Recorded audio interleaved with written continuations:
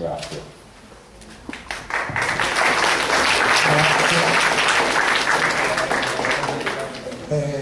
Buongiorno, grazie, io ringrazio il dirigente DURÍ che mi ha invitato, è vero.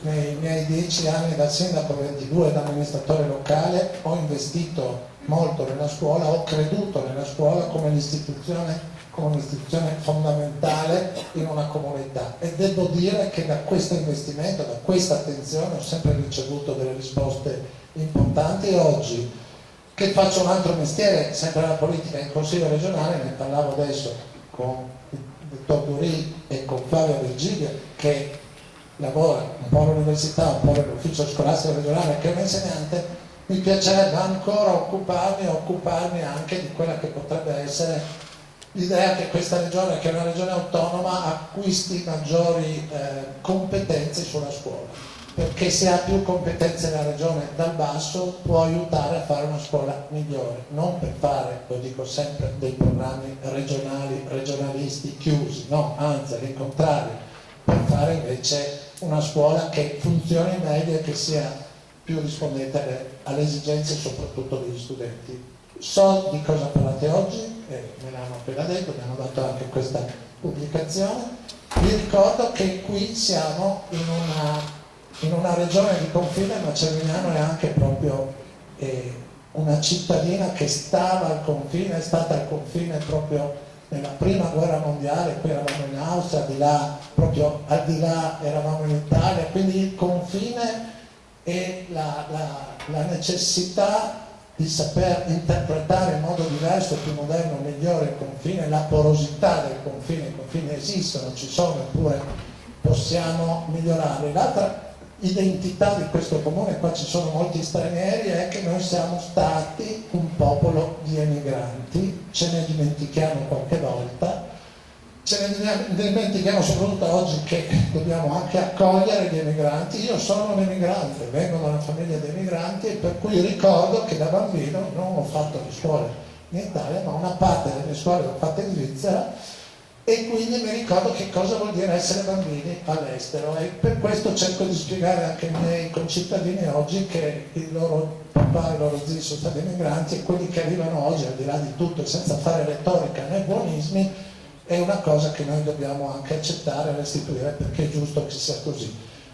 Quindi la pace è anche questo. Io vi faccio i complimenti per il lavoro che fate, non vado oltre, vi porto il saluto anche della Presidente di questa regione, Deborah Serchiani, e mi ha invitato anche ad essere presente, e di portare anche a lei il benvenuto a chi viene da fuori, il saluto e il bocca al lupo per il lavoro che fate. Grazie mille.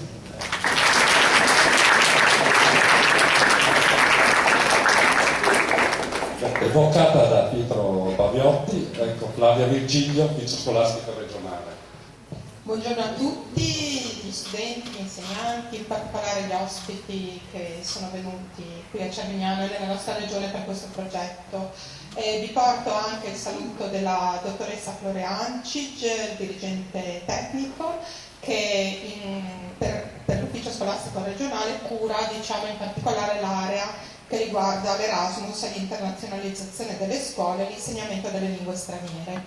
È un'area in cui questa regione, anche prima di tutto le scuole che ci hanno creduto, e anche l'Ufficio Scolastico Regionale ha fatto, diciamo, un investimento, nel senso che si è costituita una rete regionale delle scuole per l'internazionalizzazione sostenuta da un progetto speciale della regione.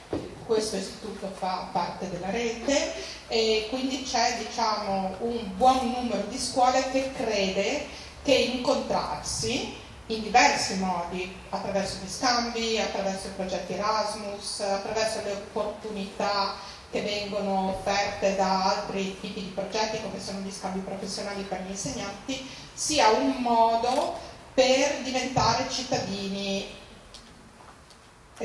consapevoli, cittadini migliori, cittadini responsabili, anche cittadini europei. Come ha detto Pietro Paviotti, siamo su un confine. Oggi il tema dei confini e dei muri è un tema purtroppo alla ribalta di tutte le cronache. Credo che questi progetti ci aiutino a ragionare non tanto o o anche sui muri, ma per costruire passaggi, per costruire sentieri, per costruire possibilità di incontro che sono vere. Il fatto che oggi siamo qua lo dimostra. Si può stare insieme, ragionare insieme, anche se veniamo da posti diversi, da lingue diverse, e anche se, e questo credo che sia un grande messaggio di questo progetto, in occasione della Grande Guerra eravamo su fronti diversi.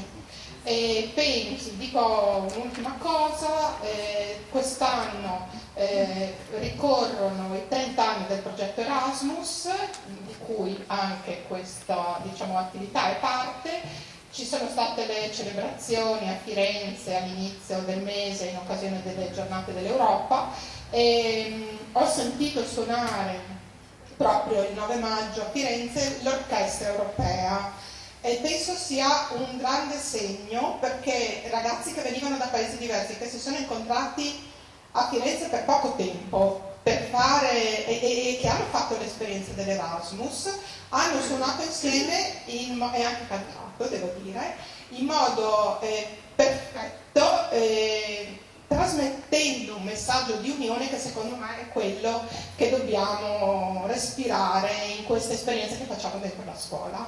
Quindi grazie per questo lavoro e buona giornata a tutti.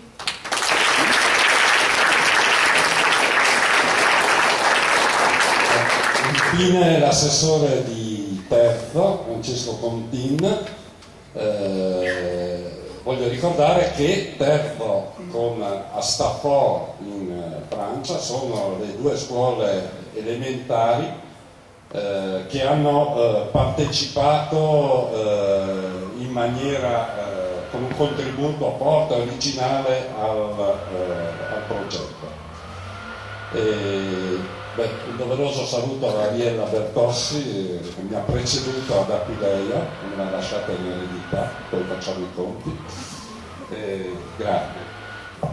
Grazie dirigente. Per me innanzitutto è un piacere essere qui dopo quasi 10 anni che ho lasciato questa scuola, ero uno studente qui, e quindi mi fa molto piacere ritornarci in questa nuova veste. Porto i saluti del mio sindaco che è impegnato questa mattina e non ha mai potuto essere qui.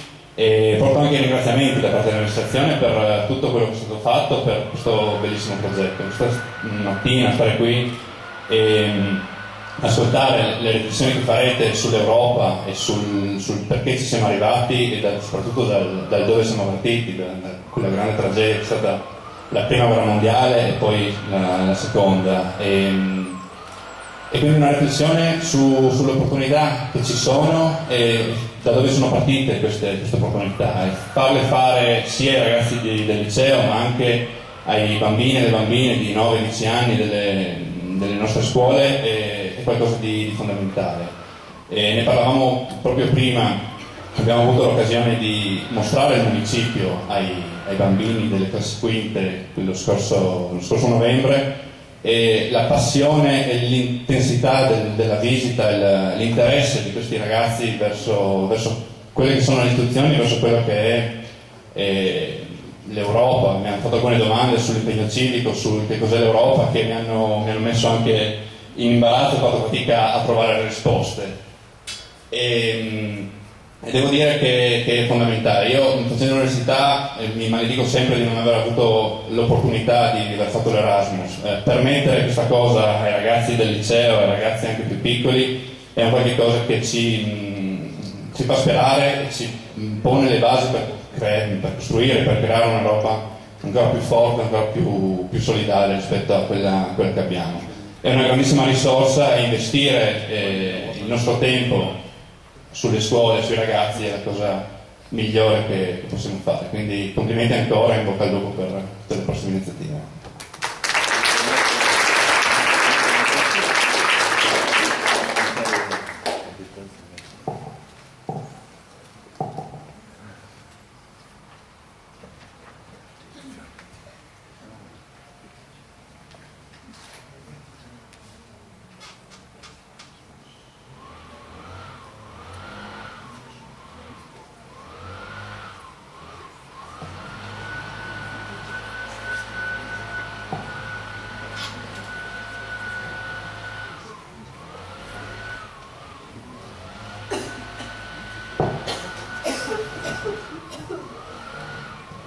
Allora entriamo nel vivo della nostra riflessione. Tocca a me presentare un po' le linee generali, le finalità, gli obiettivi che hanno animato questo progetto.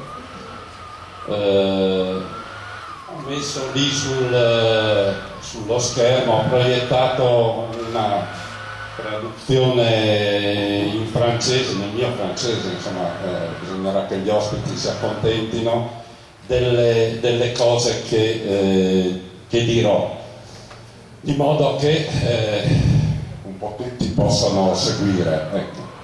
Mancherebbe il tedesco per gli ospiti di Vienna, e invece le nostre colleghe slovene l'italiano lo conoscono molto bene. Anche questa è una lezione per noi. Viviamo a pochi chilometri dalla frontiera, però loro l'italiano lo studiano a scuola, noi lo sloveno no. È una cosa che non ho ancora ben capito. Bene, dunque il cuore del progetto. Il cuore del progetto è l'insegnamento, il progetto didattico, il progetto scolastico, che ha al suo cuore l'insegnamento, l'apprendimento, la divulgazione della storia della Prima Guerra Mondiale, di cui celebriamo il centenario. Questo progetto è indirizzato, progetto scolastico, ho detto, a professori, studenti universitari, studenti delle scuole superiori, studenti delle scuole medie e alunni delle scuole primarie. Il progetto, dopo 2 anni di lavoro intenso, si è concluso e ha prodotto sostanzialmente per i professori, gli educatori, i formatori che vi hanno partecipato un manuale pedagogico, un manuale scolastico che mette a fuoco i metodi, gli obiettivi, gli strumenti didattici da utilizzare nell'insegnamento della Prima Guerra Mondiale. Prima Guerra Mondiale che è il primo conflitto moderno veramente totale e globale. Per gli studenti abbiamo realizzato dei supporti concreti per affrontare in classe la ricerca sulla guerra, degli itinerari multidisciplinari ideati a partire dallo sfruttamento di documenti e altre fonti, che hanno sollecitato i discenti delle scuole d'ogni ordine e grado a compiere dei compiti complessi al fine di acquisire nuove nozioni e nuove competenze. Dei percorsi di conoscenza dunque che sono sfociati nella consapevolezza che l'edificazione dell'Europa ha permesso la pacificazione, il superamento degli odi passati, la coabitazione tra popoli di lingua e cultura diversa in uno spirito di rispetto reciproco, di tolleranza, di solidarietà. La costruzione dei percorsi che sono sfociati nella coscienza che l'Europa è un antidoto e una barriera contro la ricomparsa dell'odio, della violenza, della discriminazione, del razzismo, dello sciovinismo, del totalitarismo in tutte le sue forme e manifestazioni. Questo è sostanzialmente il messaggio che il nostro progetto lascia in eredità. Per gli studenti abbiamo poi realizzato, oltre ad un manuale che è in corso di edizione, questa guida bilingue, italo-slovena, che comprende dei percorsi per scoprire i luoghi del conflitto sul fronte del Carso e dell'Isonzo. È una guida molto bella, la vedrete poi, che contiene documenti, testimonianze, lettere private, passi tratti da diari di guerra, fotografie, disegni, memorie familiari, carte, racconti bellici, schede sulle tracce visibili e sulle evidenze fisiche e materiali del conflitto, e poi monumenti ai caduti, sacrari, mausolei, musei di guerra, le trincee. Insomma, una guida non tradizionale, una guida che vuole essere un agile strumento didattico per la scoperta dei segni che la guerra ha lasciato sul nostro territorio. Ecco, è uno strumento che offriamo agli studenti dell'Italia, della Slovenia, che vengono qui a fare le visite di istruzione e che troveranno qui una proposta, un accompagnamento molto ricco, ecco, per passare delle giornate sui luoghi della guerra.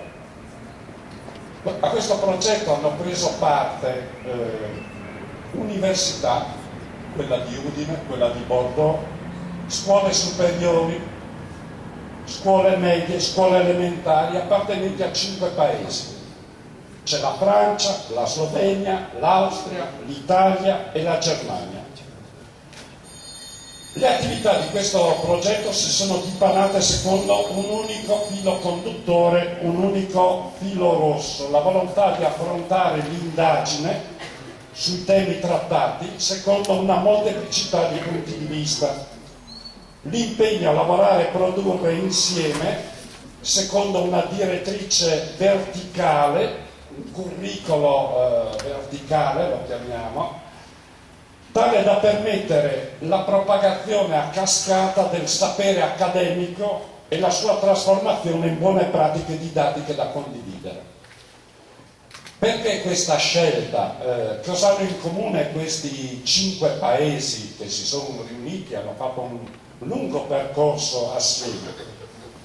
Facile da dire, austriaci, sloveni, italiani, ma meglio dire friulani, perché lo ricordava Pietro Paviotti prima, noi siamo in una terra che era compresa nell'impero austriaco allo scoppio della guerra. Quindi da che parte stavano i nemici?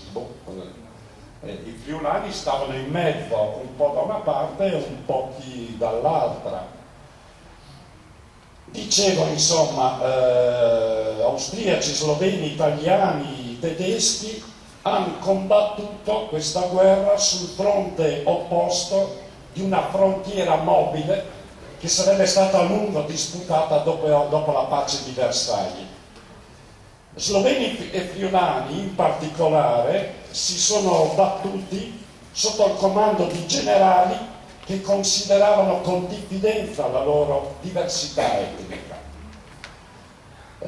Io ho studiato questi temi, i processi dei tribunali militari e ci sono stati dei paesi interi deportati perché i comandanti dei reparti affluiti dall'Italia, insomma, li consideravano gli abitanti, non ne capivano il linguaggio, li consideravano come stranieri. Io ho insegnato a Forniavoltri, ma tutto il paese fu deportato come villesse, peraltro, perché considerati conniventi col nemico, spie. D'altronde non ne capivano il linguaggio i generali, i comandanti venuti magari dal sud, dal Piemonte. Ecco, poi italiani e francesi invece sono stati alleati, ma l'opinione pubblica delle nostre 2 nazioni, i manuali scolastici, sembrano ignorare che abbiamo combattuto dalla stessa parte e talora fianco a fianco. Quel che però ci è interessato soprattutto è il confronto che si può proporre, che abbiamo studiato e analizzato, tra il Friuli come campo di battaglia, prima, terra d'occupazione poi, dopo Caporetto, e la regione dell'Aquitania francese, in particolare la provincia dell'Haut-Garonne, da cui vengono gli amici di Agen e di Astapor. Una zona di retrovia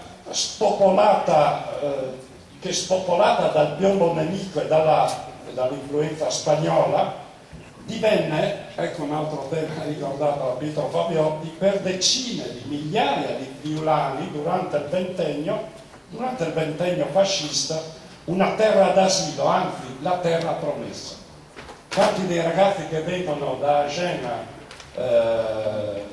a studiare qui al liceo, durante le esperienze di scambio che durano ormai da molti anni, se voi vedete hanno dei cognomi a noi più che noti, sono cognomi friulani, veneti, eredi insomma di quella gente che tanti anni fa prese tutte le sue cose, le sue masserizie e se ne partì per la Francia.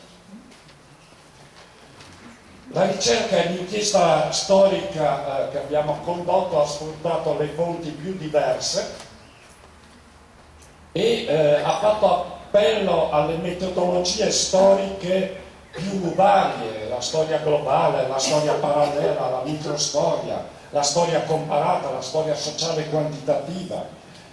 Quindi è stato veramente un progetto multidisciplinare a carattere storico, ma dove sono state coinvolte tante altre discipline, a partire da quelle linguistiche, perché altrimenti non ci saremmo capiti gli uni con gli altri, l'antropologia, la filosofia, le scienze, la tecnologia, l'economia, la sociologia, la statistica, le lettere.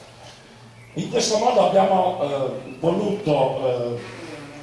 voluto approfondire tutti gli aspetti misconosciuti, rimossi, lasciati in ombra della guerra, quelli che in genere la storia ufficiale e anche i manuali passano sotto silenzio, quelli della guerra senza gloria, della guerra ignorata e censurata. Infine, le mobilità corte e brevi come questa hanno permesso ad alunni ed insegnanti di lavorare in gruppi multinazionali, di effettuare attività comuni, di scoprire il territorio e il patrimonio culturale degli altri e di giungere a una migliore conoscenza dei sistemi scolastici europei. Ecco, sono stato anche troppo lungo, ma spero di aver dato il senso di questa esperienza, di questo percorso che al di là poi dei risultati scolastici lascia in noi un'eredità forte di conoscenza fraterna, di amicizia, di intesa, perché davvero in questo percorso l'abbiamo fatto assieme. È stata una collaborazione tra amici che si sono capiti, che hanno scambiato le esperienze, che hanno imparato a conoscersi, a sopportarsi anche, a dialogare. Vi assicuro che la costruzione dell'Europa parte da queste esperienze.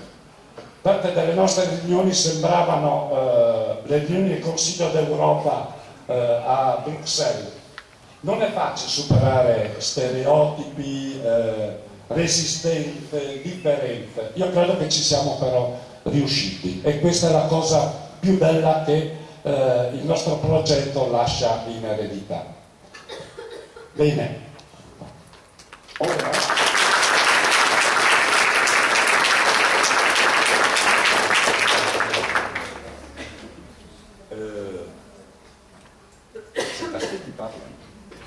ecco, lascio la parola a Stéphane Tasquet, uno degli animatori del progetto di parte francese.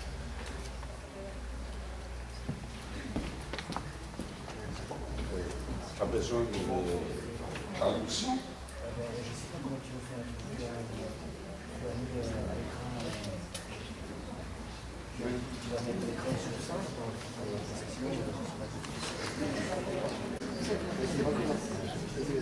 Donc ça s'arrête là pour moi en italien.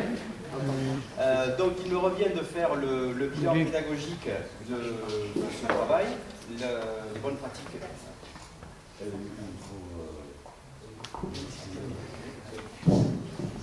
A te tocca di fare il bilancio, come dire, pedagogico, didattico e di illustrare le buone pratiche di questo progetto.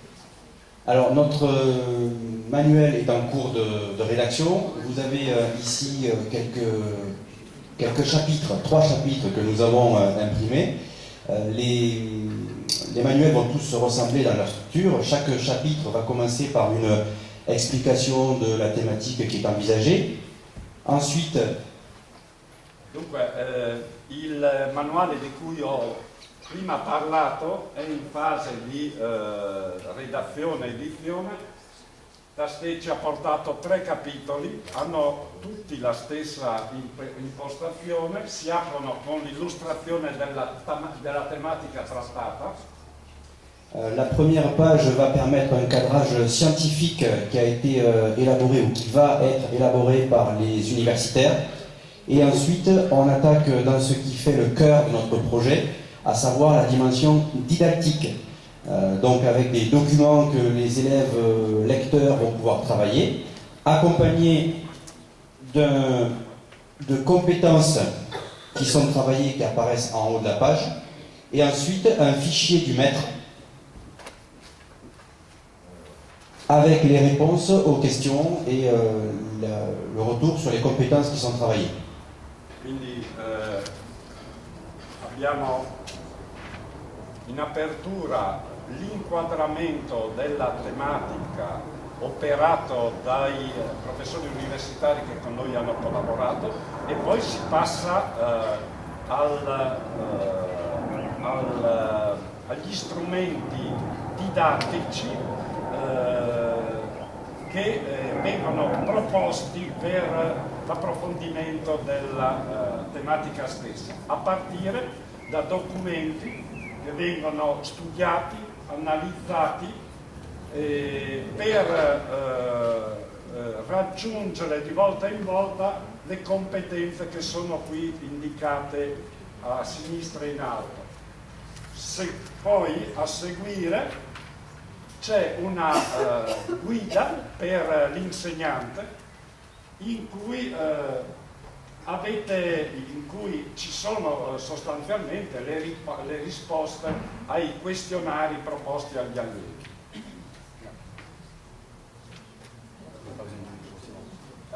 Alors ensuite, comme dans tous les bilans, il y a des aspects positifs, des choses qui sont moins bonnes, donc je vais rapidement les présenter. Je vais commencer d'abord par tout ce qui a bien fonctionné au niveau pédagogique. D'abord, une bonne volonté générale. C'est-à-dire que tous les acteurs de ce projet ont vraiment eu envie, ils ont eu à cœur d'entrer dans ce projet, avec d'abord les élèves, une très très grande implication des élèves, que ce soit un investissement personnel.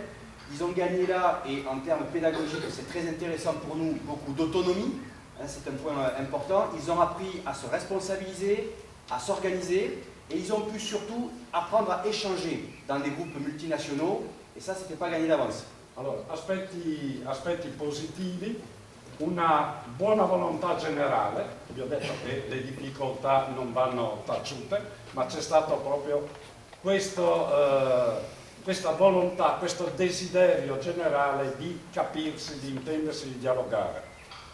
Per gli allievi soprattutto un coinvolgimento forte anche in termini di motivazioni, in termini di autonomia, di capacità di organizzarsi, di responsabilizzarsi, di scambiare con gli altri. Quindi degli allievi che escono da questa esperienza più maturi.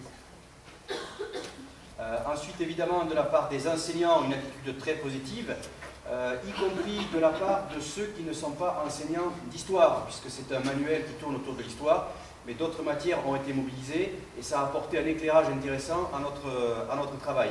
Évidemment aussi un bon effort des administrations, des établissements scolaires qui ont permis la bonne réussite de ce manuel.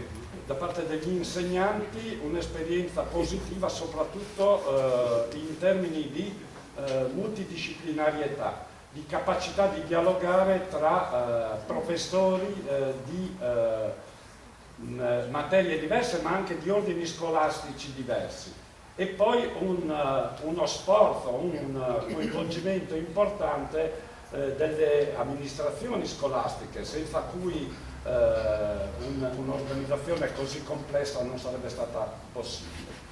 Ensuite, les mobilités que nous avons faites depuis 2 ans dans le projet ont été très riches, avec un vrai souci d'assurer une cohésion des enseignants. C'est important pour la marche pédagogique du projet. Et ces mobilités, elles ont été particulièrement importantes la 2e année, puisqu'elles ont permis, plus que la première d'ailleurs, d'alimenter notre site, le site internet, et d'avoir beaucoup de production. Ecco, un'esperienza importante è quella delle mobilità, che hanno permesso di costruire questa intesa, questa coesione tra gli insegnanti e anche tra gli studenti, e che sono state particolarmente ricche nel secondo anno, alimentando una ricca produzione che poi si è riversata sul sito che abbiamo costruito, ne avete visto scorrere delle immagini, e nel manuale. Alors le site justement, il est le réceptacle des productions qui sont très nombreuses, elles sont très variées, donc ça c'est intéressant. Il a été fortement alimenté, plutôt la première année, mais donc il est d'une grande richesse, et c'est pour nous une base où on va stocker toutes les productions que vous avez réalisées, productions des élèves.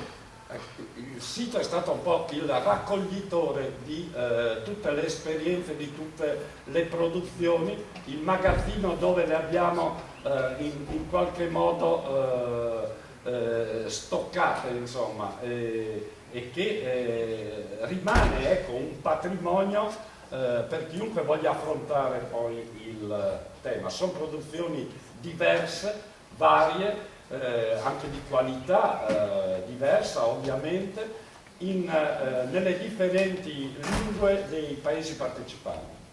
Alors ensuite, autre point positif et non des moindres, la découverte vraiment de la pédagogie pour nos élèves.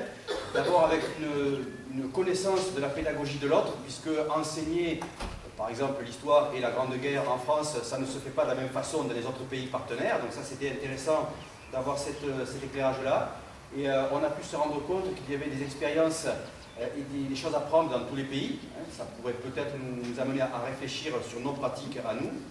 Ce qui était très très riche, c'est la mise en situation, en particulier pour les étudiants de l'université de Udine et de Bordeaux, de l'ESP, qui ont pu travailler concrètement devant des élèves, pas en théorie, vraiment des cas pratiques pour voir ce qui fonctionnait. Même pour des élèves de lycée, réfléchir comme des enseignants, ça a apporté aussi beaucoup au projet.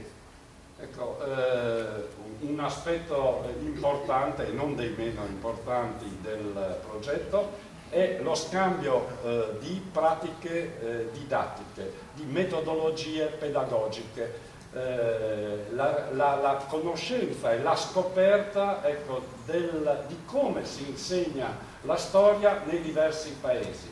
In particolare per gli studenti universitari che hanno partecipato al progetto, questa è stata un'esperienza molto ricca, perché erano studenti dell'ESP di Bordeaux, quindi scienza della formazione, lo stesso i nostri dell'Università di Udine, che hanno potuto sperimentare in classe le pratiche pedagogiche, le esperienze, le attività messe a punto dal progetto.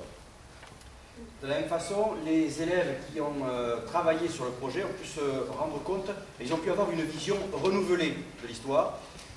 Ils s'aperçoivent d'abord que l'histoire, elle est partout, ce n'est pas uniquement des pages d'un livre, au quotidien, ça fait partie aussi d'un patrimoine qu'ils ont à comprendre, à lire, et pour ça c'est intéressant. Ils ont compris surtout que l'histoire telle qu'elle était enseignée, c'était le fruit d'une construction intellectuelle, que ce n'était pas une donnée comme ça, uniquement un regard sur le passé, c'est une interrogation sur le passé, et ça aussi c'était très riche pour nous. Per gli studenti il progetto ha significato uno sguardo nuovo sulla storia, hanno capito che la storia non sta solo nei manuali scolastici, ma la storia è viva, la storia ci appartiene, la storia è dappertutto. E la storia non è semplicemente un recupero del passato, un recupero della memoria, è la capacità di interpretare questo patrimonio, la capacità di conoscerlo, di interpretarlo, di analizzarlo, di ricavarne del senso, insomma. Ensuite, ils ont pu comprendre à travers les productions que la vision que chacun a du passé n'est pas forcément la vision de l'autre. Évidemment, quand on lit la suite de la Grande Guerre, un vainqueur, un vaincu, des vainqueurs et des vaincus, que c'est souvent le vainqueur qui écrit l'histoire, donc il va donner sa vision de l'histoire, et que l'histoire, elle a laissé aussi de côté, elle a oublié certains thèmes, des tabous sur lesquels on a pu revenir un petit peu.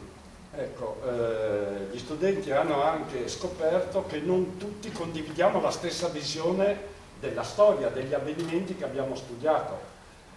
Nella prima guerra mondiale ci sono dei vincitori e ci sono dei vinti, e la storia, come tutti sappiamo, la scrivono i vincitori. Inoltre abbiamo scoperto anche che della storia della prima guerra mondiale ci sono dei temi, delle tematiche, dei soggetti tabù che sono stati evitati, rimossi, messi da parte. Ed è su questi aspetti che si è concentrata anche la nostra ricerca. Je terminerai en évoquant l'entrée de nos élèves dans une démarche de l'historien, dans la démarche aussi du didacticien, puisqu'on se pose la question comment je vais enseigner l'histoire, comment je vais enseigner la Grande Guerre. C'était aussi pour eux la possibilité d'entrer dans une posture d'Européen, se rendre compte que c'est une histoire partagée, une histoire commune, à lire avec des regards croisés, bien sûr, et que c'est une histoire qui résume la construction européenne, l'unité dans la diversité. Un'altra acquisizione, un'altra conquista è la scoperta di un patrimonio storico comune e condiviso, che sta a fondamento, insomma, dell'Europa. Una scoperta che è stata raggiunta attraverso la capacità di come dire, incrociare gli sguardi, incrociare le prospettive, affrontare un tema secondo punti di vista differenti per arrivare ad una visione comune. E gli studenti hanno imparato a misurarsi anche con l'esperienza e gli strumenti dello storiografo. Hanno imparato a fare storia sul campo, a fare ricerca storica. Alors, s'il y a des points positifs, il y a évidemment des choses à nuancer, des éléments qui sont moins porteurs dans notre projet. Et sur les aspects un peu plus négatifs, je commencerai par les difficultés à communiquer. Évidemment, la barrière de la langue a été un vrai problème, et surtout pour nous les Français. On s'est rendu compte qu'on est moins bon que vous autres partenaires, notamment dans la pratique de l'anglais ou d'autres langues. Et ça, pour nous, c'est bien sûr gênant sur le moment, mais ça nous amène à nous poser des questions. Nous, on n'est pas professeurs de langue, mais on a beaucoup parlé avec nos collègues professeurs de langue, pourquoi les élèves français sont souvent moins bons que les élèves italiens, slovènes, allemands, autrichiens, pour parler anglais ou pour parler une autre langue. Donc ça, c'est pour nous une remise en question. On n'a pas la solution, mais c'est très intéressant. Ecco, siamo passati adesso agli aspetti negativi, diciamo gli aspetti problematici. Il primo è quello della comunicazione, e l'abbiamo sperimentato tutti durante le mobilità. Apparteniamo a paesi diversi, che parlano lingue diverse, non è stato sempre facile intendersi. E Stéphane dice che soprattutto loro, i francesi, hanno preso atto, ecco, di questa difficoltà. Io non so se è vero, però lui dice che i loro studenti nella pratica delle lingue, dell'inglese, delle lingue degli altri, sono meno bravi dei nostri, ad esempio. Io non lo so, comunque questo problema ci ha portato tutti a riflettere. Come l'investimento nell'apprendimento delle lingue, ma non solo della lingua inglese, insomma, delle lingue degli altri, del tedesco, del francese, dell'italiano, sia fondamentale. Alors justement, parfois ce problème de la langue a empêché les élèves de monter en abstraction, de monter dans des difficultés, peut-être pas philosophiques, mais voilà, le vocabulaire manque, donc on va rester souvent au premier degré, au premier niveau, et ça c'est souvent difficile a gérer. La difficoltà linguistica si è tradotta poi anche in una difficoltà di apprendimento, perché la mancanza proprio della terminologia, del vocabolario ha fatto sì che il livello di elaborazione delle informazioni rimanesse fosse piuttosto elementare e non si riuscisse invece ad arrivare a livelli di elaborazione concettuale più astratti. Là, bien sûr, je parle des élèves, mais je peux parler aussi des professeurs pour le problème de la langue. Pour les Français, nous, c'est pareil. Dice, vabbè, parliamo degli studenti, ma anche dei professori, ma in questo voglio dire, tutto il mondo è paese. Alors, autre point négatif, c'est sur les mobilités, le fait qu'on a eu souvent des équipes qui ont été renouvelées, c'est-à-dire des gens qui arrivaient sur la mobilité sans forcément être trop impliqués dans le projet ou sans trop connaître le projet. E ça ralentit un petit peu la marcia du projet dans les mobilités. Ecco, un altro problema è che durante questi 2 anni, durante le mobilità che si sono succedute, come dire, le equip, le squadre, i team degli studenti, ma anche più che degli insegnanti, gli studenti sono cambiati, per cui ogni volta in qualche modo bisognava ripartire da capo e trasmettere quanto era già stato elaborato. Ecco, questa sarebbe auspicabile invece in futuro in questi progetti coinvolgere gli stessi gruppi di lavoro, lasciando poi al ritorno a casa il problema della disseminazione, della condivisione. Ensuite, autre aspect un peu négatif, l'apport des universitaires qui aurait pu être plus fort, plus impactant dans l'esprit du projet. Il manque encore, par exemple, beaucoup de pages scientifiques pour le manuel. Donc ça met un petit peu de temps, on est obligé de relancer assez souvent. Bon, ils sont pris par leurs occupations, bien sûr, mais ça nuit un petit peu, ça retarde un peu le projet. Ensuite... un altro problema è che voleva passarci sopra, ma diciamo le cose. Ci aspettavamo di più dall'università. Io prima ho detto che questo era un progetto di costruzione di un curriculum verticale che doveva discendere a cascata dall'elaborazione teorica degli universitari, gli studenti universitari e poi giù fino ad arrivare alle elementari. Invece il contributo degli insegnanti, dei professori universitari a questo livello è stato un po' faticoso. Lui lo dice per i francesi, io lo dico per gli italiani, siamo veramente 2 mondi diversi, non sempre abituati a collaborare. Lui dice, ma gli scusa, dice no, sono presi dalle loro occupazioni, anche noi ne abbiamo tante. Ensuite, ce qui a ralenti un petit peu aussi, c'est le manque de vision claire sur la finalité du projet, puisque certaines productions qui sont très très intéressantes d'un point de vue disciplinaire, d'un point de vue scientifique, ne peuvent pas être intégrées dans le manuel. C'est trop volumineux, ou on n'est pas dans l'esprit du manuel. Certaines activités n'ont pas été la finalité de chacune des productions. Ecco, un altro problema è che abbiamo prodotto contributi veramente sterminati e però tutta questa mole di lavoro non siamo riusciti a integrarla nella filosofia, nelle finalità del progetto, che erano la costruzione di un percorso didattico Quindi molte cose assolutamente interessanti dal punto di vista culturale, didattico, eccetera, sono rimaste un po' fuori dal nostro itinerario, dalla nostra logica. È un po' uno spreco, ecco, però voglio dire, c'è il sito, una grande biblioteca che tutto raccoglie, niente è andato comunque sprecato o perduto. Voilà, et je terminerai par ce qui est lié à ce qu'on vient de rappeler, un oubli parfois de la dimension didactique.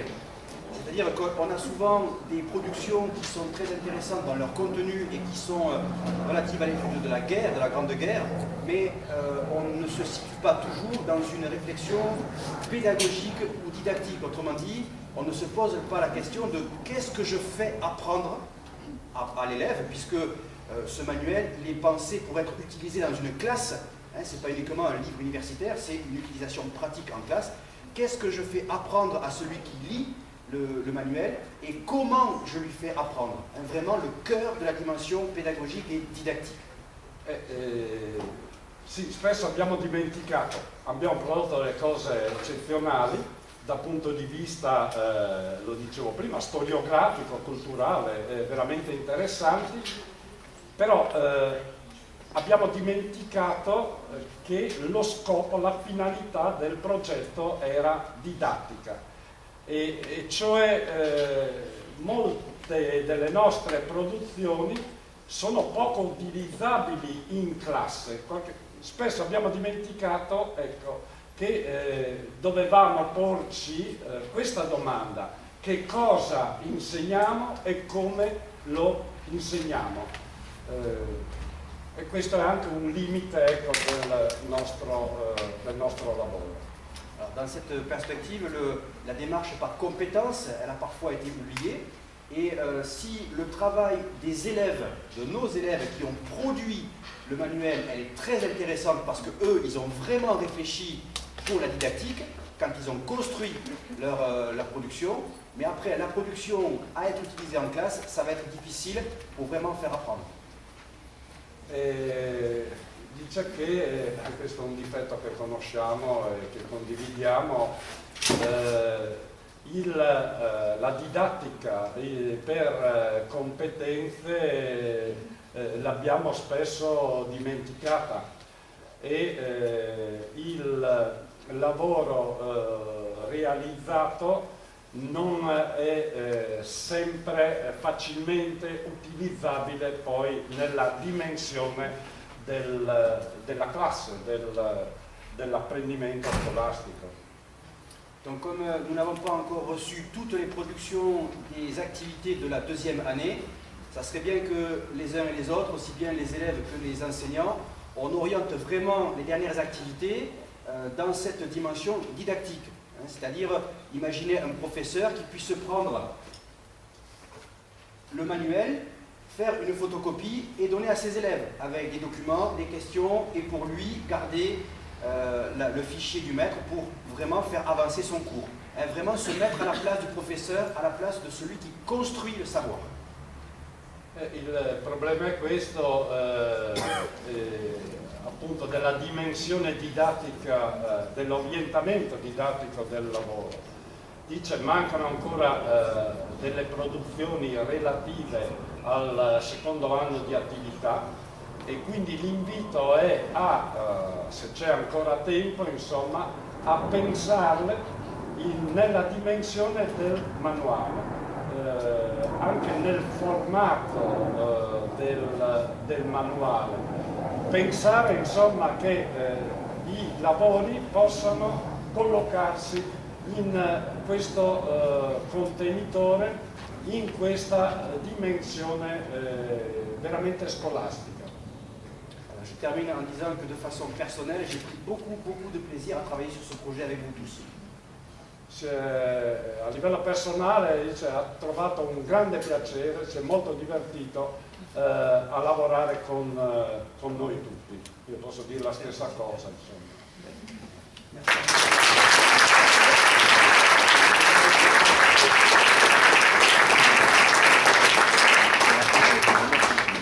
Adesso capite perché un dirigente che ne avrebbe già 1000 da fare si lascia coinvolgere, anzi promuove e partecipa a questo progetto, perché altrimenti diventiamo dei burocrati e dimentichiamo qual è l'anima della scuola. E anch'io mi sono molto molto divertito.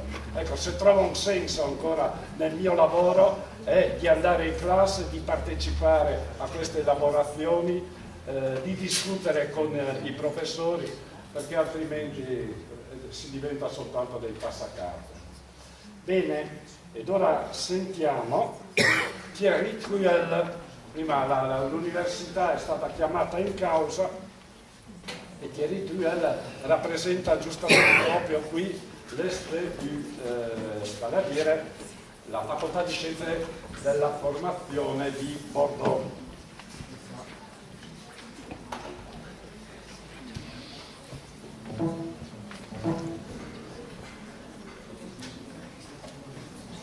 Non pensate che le mie traduzioni sono fedeli, perché se traduciamo parola per parola non la finiamo più. Cerco di riassumere e ogni tanto anche mi dimentico quello che è stato detto, quindi colmeremo le lacune piano piano.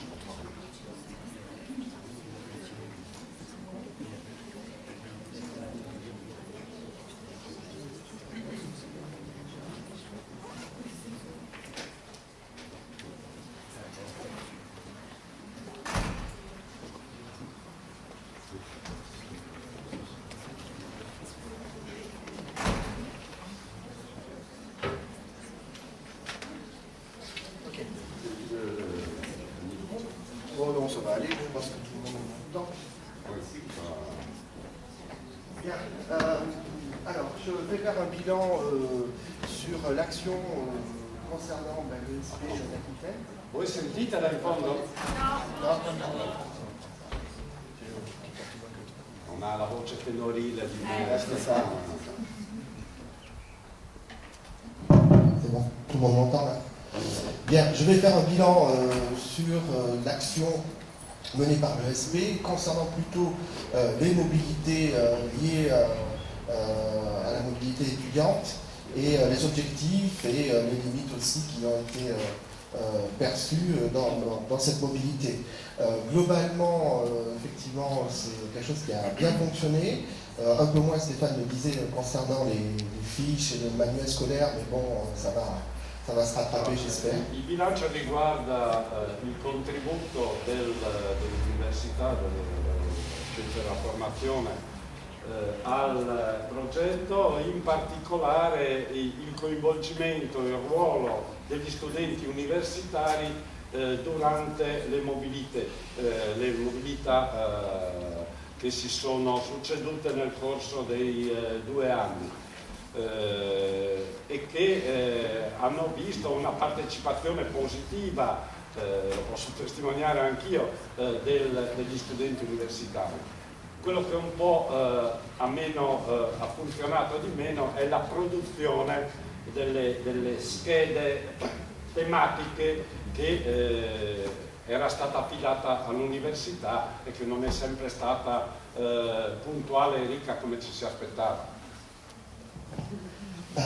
Alors, au niveau du bilan, nous avons ici un bilan positif avec une participation d'étudiants lors des mobilités assez fréquentes. Il est vrai qu'au départ, dans le projet, était prévu de faire partir plutôt des enseignants, ou des futurs enseignants d'histoire. Donc le CAPES, mais dans la configuration universitaire, c'était plus facile pour nous de présenter des professeurs des écoles, et ça a permis aussi une liaison entre le lycée et l'école primaire dans le dispositif, dans le projet, ce qui a costitué un succès. All'inizio pensavano di coinvolgere soprattutto dei futuri, tra gli studenti universitari, dei futuri professori di storia.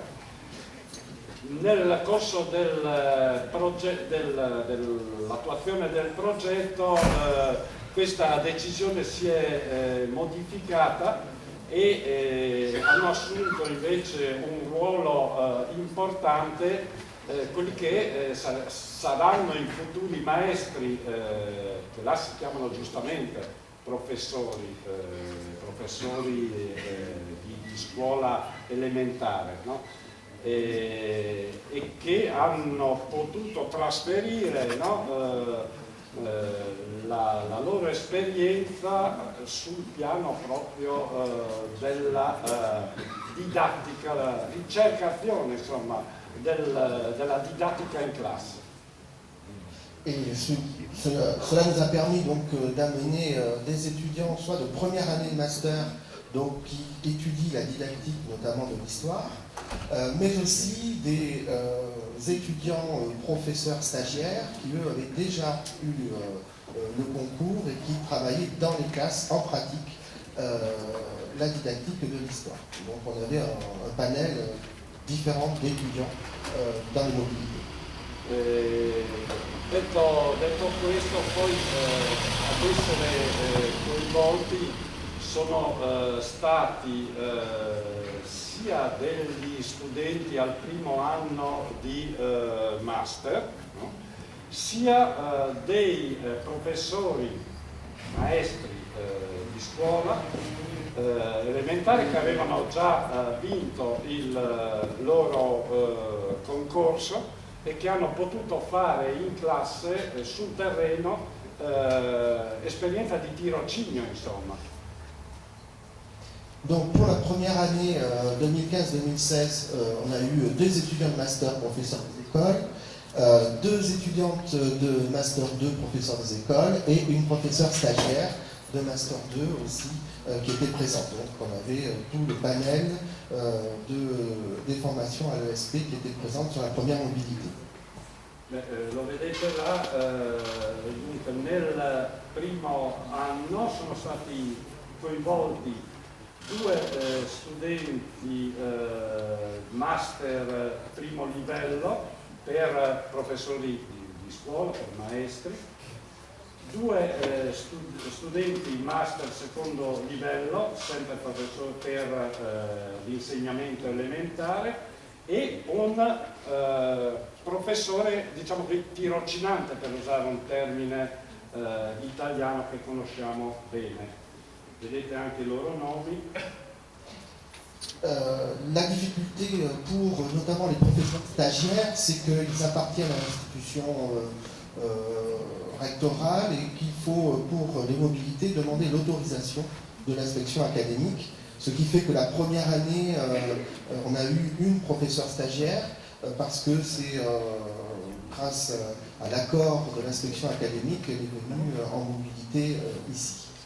Problemi burocratici, quindi anche qui tutto il mondo e paese, hanno limitato la partecipazione dei tirocinanti perché in questo caso era necessario l'autorizzazione, il consenso di quello che era il nostro provveditorato sostanzialmente, o ufficio scolastico regionale, insomma la struttura è quella. Tenete conto che in Francia non c'è l'autonomia scolastica. Immaginate un tipo di scuola precedente al 275 e via così dicendo, per cui là le strutture burocratiche territoriali del Ministero hanno un peso enorme, bisogna chiedere autorizzazione per tutto. La deuxième année, en niveau de la mobilité, on a amené donc effectivement, là encore, des professeurs des écoles étudiants et beaucoup plus de professeurs stagiaires, notamment sur la dernière mobilité à Münster en Allemagne, puisqu'il y avait 4 professeurs stagiaires, Master 2, qui étaient présentes, avec là aussi l'opportunité de les avoir eus sur une semaine où elles étaient à l'école, à l'ESP, et non pas en classe avec leurs élèves. Ecco, via via la presenza di questi maestri, professori in tirocinio si è rafforzata soprattutto a Münster. 4 di loro hanno potuto partecipare perché sono stati, ecco dove era il problema, esonerati dalle lezioni in classe. ciò che per noi è facilissimo. Et donc au final, 13 étudiants, donc professeurs, stagiaires et étudiants sont partis sur les 2 années, et ainsi que 6 professeurs, donc encadrants de l'ESP que vous avez connus durant ces 2 années. Donc c'est quand même un succès, hein, il n'y a pas eu de perte de mobilité étudiante sur l'ensemble des 2 années, ce qui est un bilan positif, je dirais, de ce point de vue-là. Une participation qui allait crescendo, parce que c'était de plus en plus connu à l'ESP qu'il y avait cette mobilité, et effectivement pas mal de demandes qui ont été faites. Ecco, la partecipazione dell'ESP è andata via via crescendo nel tempo. Vedete qua il bilancio totale delle partecipazioni alla mobilità, e questo maggior coinvolgimento dell'università è stato un risultato del progetto stesso, che man mano che avanzava veniva conosciuto in una cerchia sempre più ampia all'interno dell'università. Alors, en effet, on a pu s'insérer dans le programme donc Erasmus à partir, je dirais, d'une sorte de référentiel que nous avons en France, qui est édité en 2013 sur ce qu'on appelle les référentiels de compétences de l'enseignant, que tout un chacun connaît, et nous avons basé cette mobilité et ce travail à partir de ces compétences, notamment dans le cadre de ces items que j'ai classés ici, à savoir promouvoir une ouverture d'horizon sur la didactisation des pratiques en histoire à l'échelle européenne. Et entre parenthèses, j'ai mis les références, je n'ai pas tout mis, mais une partie des références de compétences de chaque enseignant en France. C'est l'obligation des enseignants, notamment prendre en compte la diversité des élèves, s'engager dans une démarche individuelle et collective de développement professionnel, par exemple, pour le premier item. Pour le second, c'est partager les bonnes pratiques par l'échange et la participation de mise en pratique devant les élèves binationaux. Ça a été le cas notamment de la première mobilité l'année dernière, où l'enseignant doit pouvoir coopérer au sein d'une équipe, par exemple, ou communiquer en langue étrangère. Aussi, ça fait partie des compétences, malgré les problèmes soulignés par Stéphane pour les Français. Il y a quand même une obligation, oui, une compétence qui est communiquer en langue étrangère, notamment utiliser une langue vivante étrangère dans les situations exigées par son métier. Il coinvolgimento degli studenti e dei professori dell'SPE nel progetto ENSERRER, è l'acronimo che lo distingue, è partito dal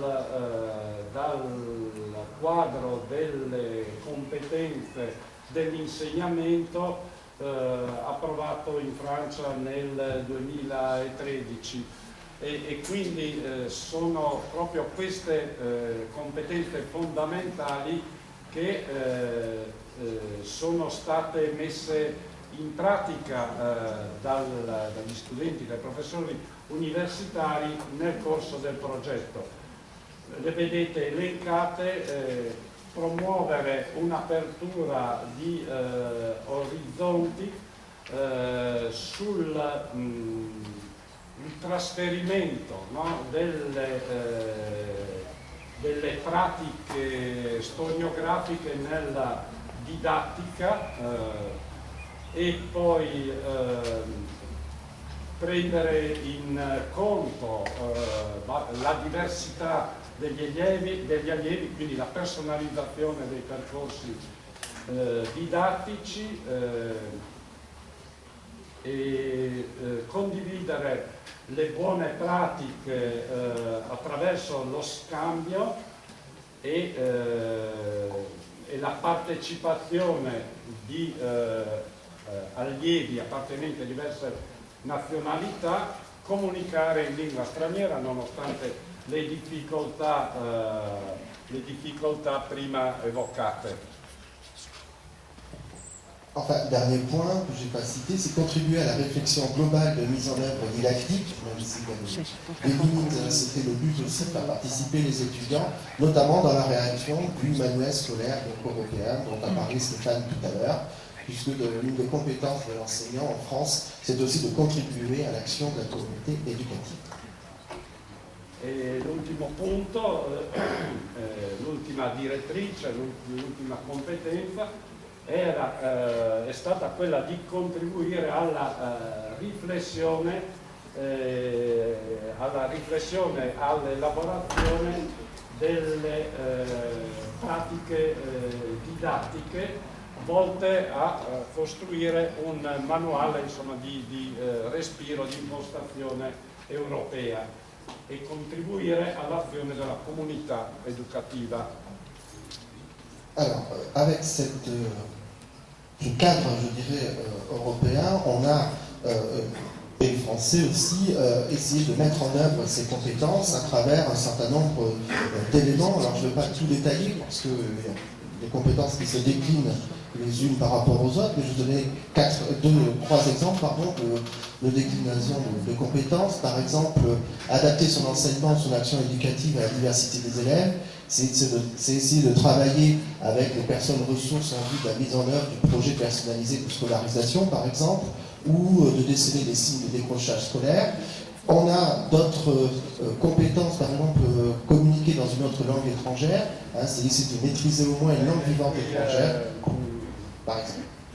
Thierry declina un po', articola le competenze che sono state poi attuate, insomma, nel corso realizzate nel corso del progetto. Per esempio la prima, quella indicata con A4, è la capacità di adattare l'insegnamento e l'azione educativa alla diversità degli studenti, quella che noi chiamiamo la personalizzazione, insomma, dell'insegnamento, che significa sostanzialmente lavorare sul piano pratico a partire dalle risorse, dai talenti personali in vista dell'attuazione di un progetto, di un percorso, come dicevo, personalizzato, in particolare degli allievi svantaggiati. E poi sempre per la prevenzione del disagio, no? La capacità di individuare i segni premonitori di una futura dispersione scolastica e per prevenire, ecco, le situazioni di difficoltà, di malessere. Et donc, avec ce référentiel, je dirais, on a mis un certain nombre d'activités en œuvre avec les étudiants qui ont permis de s'insérer dans le programme Erasmus et de participer aux activités qui étaient proposées notamment lors des mobilités. La première, par exemple, mobilité, en mars 2016, ici à Cervignano, nous a permis de mettre en place deux objectifs principaux.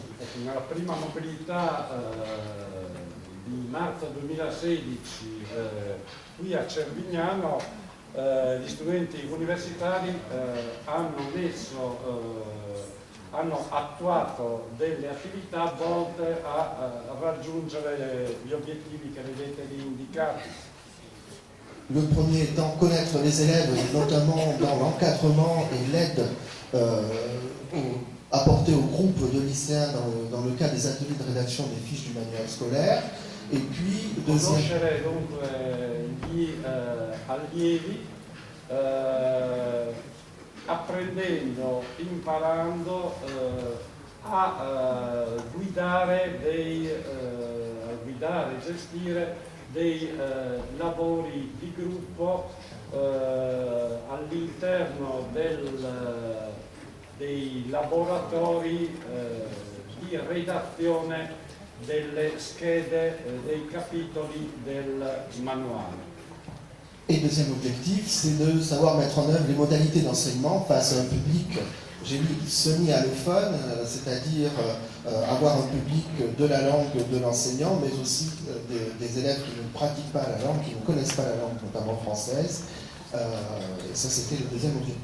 Ecco, il secondo obiettivo, la seconda attività è quella di attuare, mettere in pratica le metodologie di insegnamento, le metodologie didattiche davanti a un uditorio, diciamo così, formato da allievi differentemente parlanti, cioè allievi che conoscevano in qualche modo la lingua francese, ma anche allievi che non la conoscevano. Ce qui a permis donc concrètement d'établir notamment ce mur de la paix qui a été réalisé. La realizzazione è stata la realizzazione che questo lavoro, questo intervento ha prodotto è il muro della pace, realizzato in forma bilingue. Voilà, qui a été réalisé selon la méthode ENIL, qui avait été évoquée au niveau européen, où les étudiants et les étudiantes ont dû essayer d'expliquer par similarité de vocabulaire les objectifs de la séance. On a abouti à un très joli, très beau mur de la paix qui avait été fait donc par les élèves italiens et français. Il muro della pace realizzato assieme dagli alunni francesi e italiani e prodotto di un insegnamento realizzato con il metodo CLIL. Deuxième activité aussi d'intervention des étudiantes, c'était cette fois-ci à Stafford, donc en France, où les étudiantes italiennes et françaises ont pu, dans les classes d'Arnaud et Christophe, intervenir ponctuellement sur des ateliers et faire participer les élèves, comme on le voit sur cette photographie, dans des ateliers liés sur la propagande, l'utilisation des documents sur la propagande pendant la Première Guerre, et elles ont été donc cette fois-ci très impliquées d'une manière... Questa è l'attività, l'esperienza realizzata nella scuola elementare da Stafford, dove gli studenti universitari insomma, sono intervenuti in classe, nelle classi dei maestri Christophe e Arnaud, per realizzare e guidare dei laboratori sulla propaganda di guerra. In pratica si partiva dallo studio di semplici documenti di propaganda per analizzarne poi appunto l'intento, le finalità e riprodurli anche con un messaggio diverso. I bambini in questo caso i bambini italiani e francesi hanno lavorato assieme. Vi assicuro che è stata un'esperienza appassionante, anche se estremamente difficile, perché bisognava padroneggiare le due lingue per riuscire a coinvolgere tutti, no? Però è stato bello. Et ce qui est intéressant par la suite, c'est qu'à chaque fois qu'il y a eu ces interventions, il y a des mises au point faites par nous, les enseignants de l'ESP, mais aussi les autres collègues, comme on avait fait donc ensuite à Stafford, par exemple, après la sortie des élèves dans la classe d'Arnaud, où on avait fait un tour de table des étudiants, savoir leur ressenti, ce qu'elles avaient expérimenté et la remédiation qu'on pouvait mettre par rapport aux limites de ce qu'elles avaient ressenti lors de l'exercice. Ecco, cosa interessante è che dopo queste esperienze laboratoriali condotte sul campo, il momento del briefing, della condivisione, della riflessione comune sui punti forti, punti deboli dell'esperienza, le impressioni, gli stati d'animo anche, e anche questo momento è stato molto intenso, io direi. Deuxième élément aussi qui a été une animation cette fois-ci à Bordeaux, à l'ESP d'Aquitaine, a été la journée d'études qui était consacrée donc à enseigner à la Grande Guerre en Europe, qui s'est tenue le 8 novembre 2016 à l'ESP de Bordeaux, et qui a permis de confronter aussi, à travers des travaux d'expériences universitaires, la didactique de l'histoire à l'échelle internationale, puisque nous avons pu avoir des universitaires français mais aussi italiens qui sont venus témoigner et faire une mise au point de leurs recherches, soit en didactique ou sur des thématiques qui sont liées à la didactique de l'histoire de la Grande Guerre. Un altro momento importante è stato il convegno che si è svolto a Bordeaux, all'Università di Bordeaux l'8 novembre 2016, in cui professori, insegnanti delle diverse università hanno potuto confrontare i loro punti di vista e le loro esperienze relativamente alla didattica della storia. Et c'était l'occasion cette journée d'échanger aussi par l'intermédiaire de questions, de réponses aussi avec les intervenants. Il existe aussi, mais je n'ai pas pu vous la montrer, une vidéo qui est sur le site de l'ESP, je n'ai pas trouvé encore, de cette journée qui a été filmée et on peut voir à partir du site toutes les interventions des uns et des autres. Se la cosa interessa, sul sito dell'università c'è la registrazione filmata di questo evento che non soltanto dei contributi dei vari relatori, ma anche degli interventi del pubblico, dei partecipanti alla riunione. Pendant cette semaine de mobilité, il y a eu aussi 2 jours après l'intervention aussi de collègues de l'ESP, notamment une de mes collègues qui est spécialiste du patrimoine, Mme Figeac, qui avait présenté au groupe de la mobilité d'Erasmus ses recherches en matière patrimoniale, et notamment des éléments sur les monuments noirs. Donc ça, c'était l'occasion aussi d'échanger de bonnes pratiques entre enseignants au niveau européen. Sempre durante la mobilità, 10 novembre, l'intervento di Figeac sulle esperienze didattiche legate allo studio dei monumenti ai caduti. Troisième intervention aussi d'étudiants de l'ESP, c'est la seule photo que j'ai trouvée, puisque je n'ai pas pris, c'est un peu juste, c'est-à-dire là aussi l'encadrement de lycéens européens dans les ateliers de rédaction des fiches de manuels scolaires européens, où elles ont pu, notamment les plusieurs stagiaires, échanger en anglais avec l'ensemble des groupes lycéens qu'elles avaient sous leur responsabilité.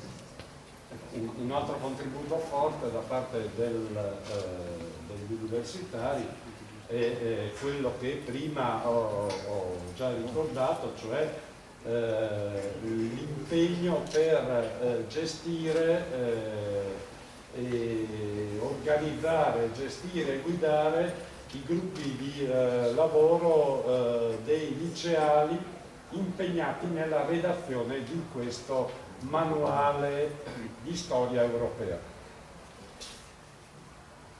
Alors, par la suite, chronologiquement, c'est un petit peu en avant, il y a aussi des productions qui ont été liées au parcours de formation des étudiants. Par exemple, en décembre 2015, Christophe, qui est dans la salle, est intervenu à l'ESP pour présenter aux étudiants les travaux qu'ils allaient faire sur place ensuite à l'école de Stafford. Là, par exemple, il est en train de présenter, il explique comment enseigner l'histoire avec notamment la bande dessinée, mais il y avait d'autres thématiques sur l'intervention, qui permettaient donc en amont de préparer les étudiants face aux élèves. Voilà le rôle aussi que... Un altro momento caratterizzante la partecipazione degli studenti universitari è l'intervento nei corsi di studio dei maestri, insomma, che hanno partecipato al progetto e hanno presentato e analizzato con gli studenti le pratiche didattiche che poi sarebbero state attuate e messe in opera in classe. In questo caso la lezione riguarda l'insegnamento della guerra attraverso i fumetti, era un altro dei temi che abbiamo sviluppato. E quello che vedete è Christophe, no? Esatto. Christophe che è qui presente nelle vesti di professore.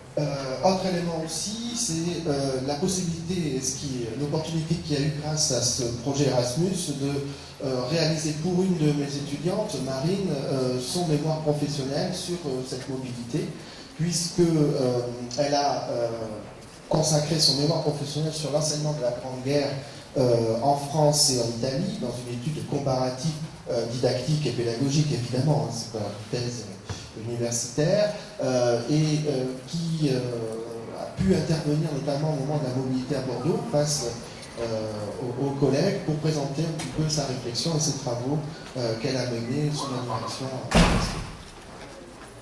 Un prodotto collaterale, diciamo così, della partecipazione dell'università è questa tesi prodotta da Marina, una delle partecipanti, sulla comparazione, no,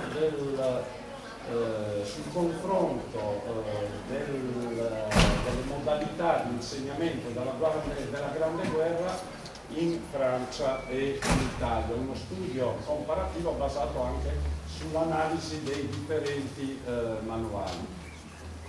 Enfin, autre élément de production, ça a été la dernière master, la participation donc, des étudiantes de l'ESP à la rédaction d'une synthèse pour le manuel scolaire européen, notamment sur le partage de bonnes pratiques en Europe, où on leur avait donné une sorte de cadrage, hein, dans lequel elles devaient ensuite faire un rendu d'expérience. Un altro contributo realizzato questa volta a Münster, una scheda di sintesi finalizzata alla redazione del manuale sullo scambio di buone pratiche didattiche in Europa.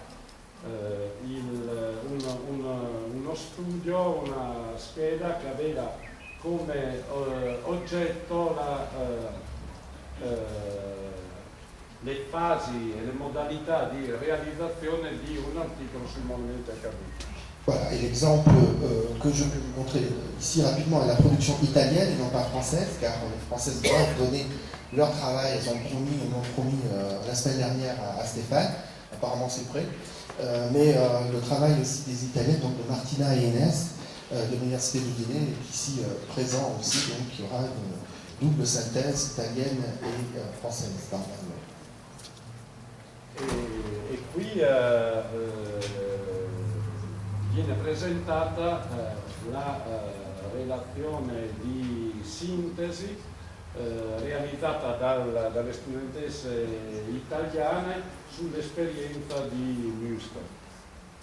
Enfin, dernier élément pour conclure, c'est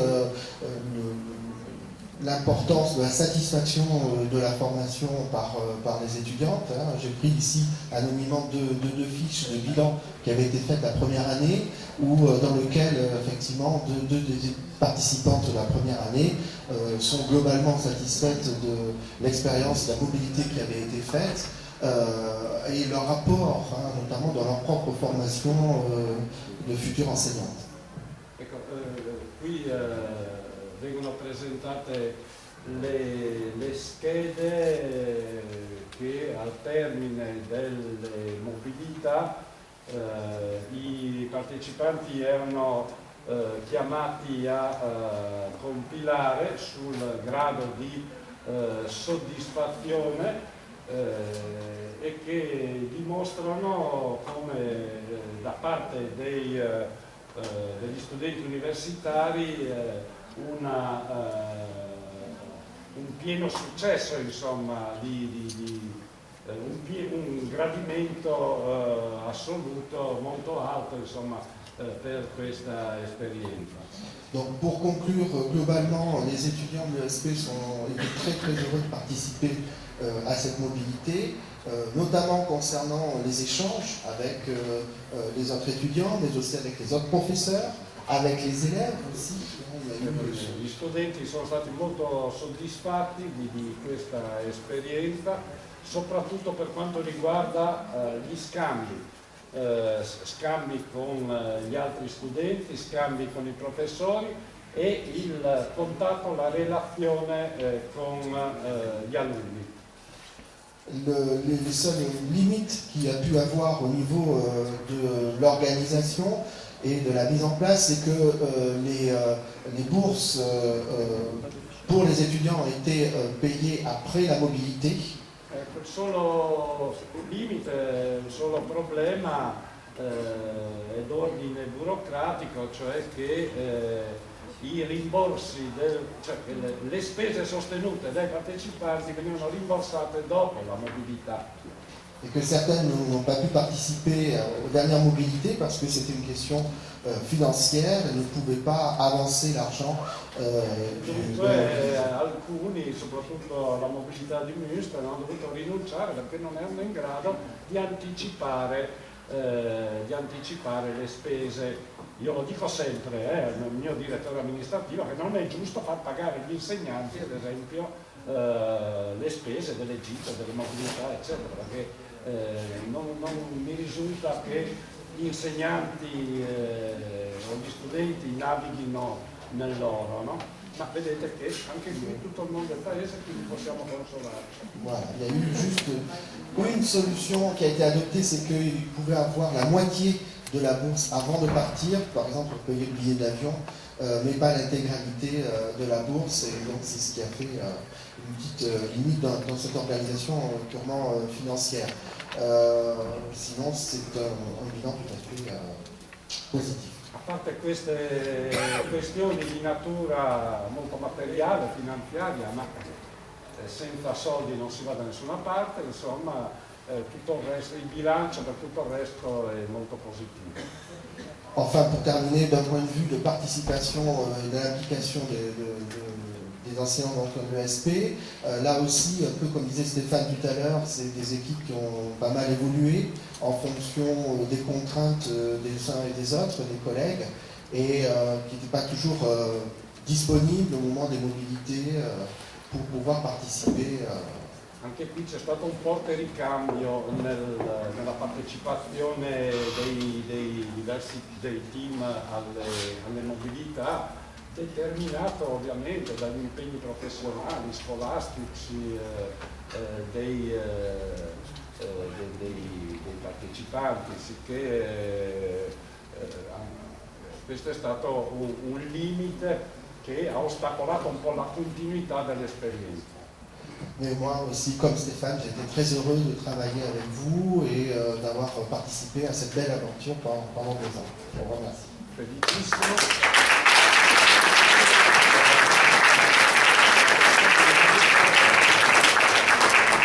Di aver partecipato a questa è stata una vera avventura, insomma, di avere conosciuto questo gruppo assolutamente favoloso. Okay.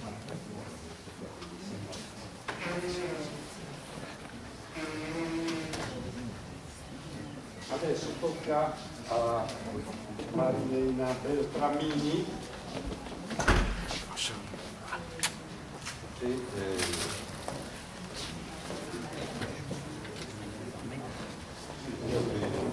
che affronterà il tema dell'insegnamento per competenze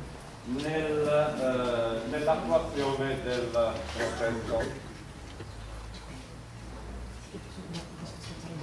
Solo Sempre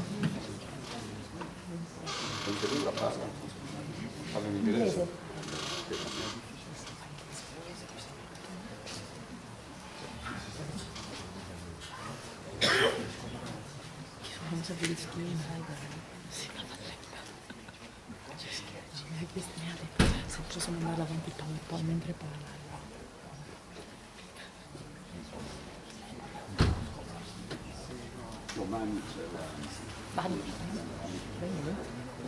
Good morning, everybody. Thank you for being here. Well, first of all, I will thank you all the foreign guests for having focused their intervention on the way we work at school with weaknesses and points of strength.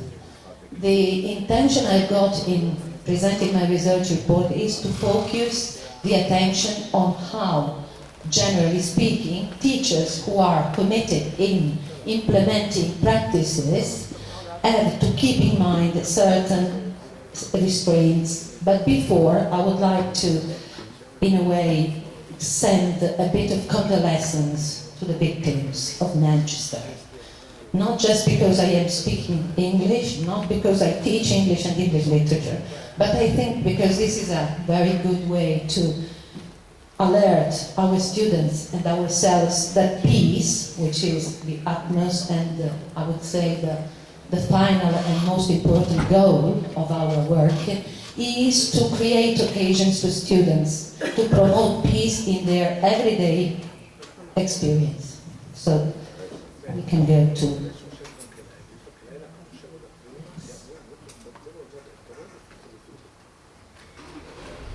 Well, in the time when the PowerPoint presentation will become active, I would like to say that what I'm going to do now is to create a continuity between what we have been doing with the students of my last school here, because in this project I worked with 2 classes. One of these 2 classes is not here because it was the final class and the students are now at university.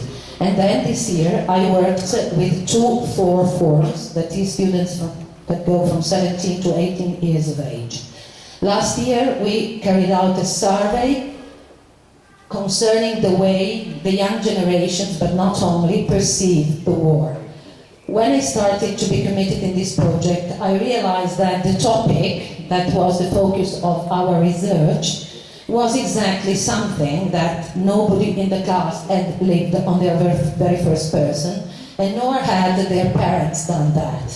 So I was interested in finding out what the perception of that tragic event might mean and how it might be, in a way or another, conceived in the minds of the different generations.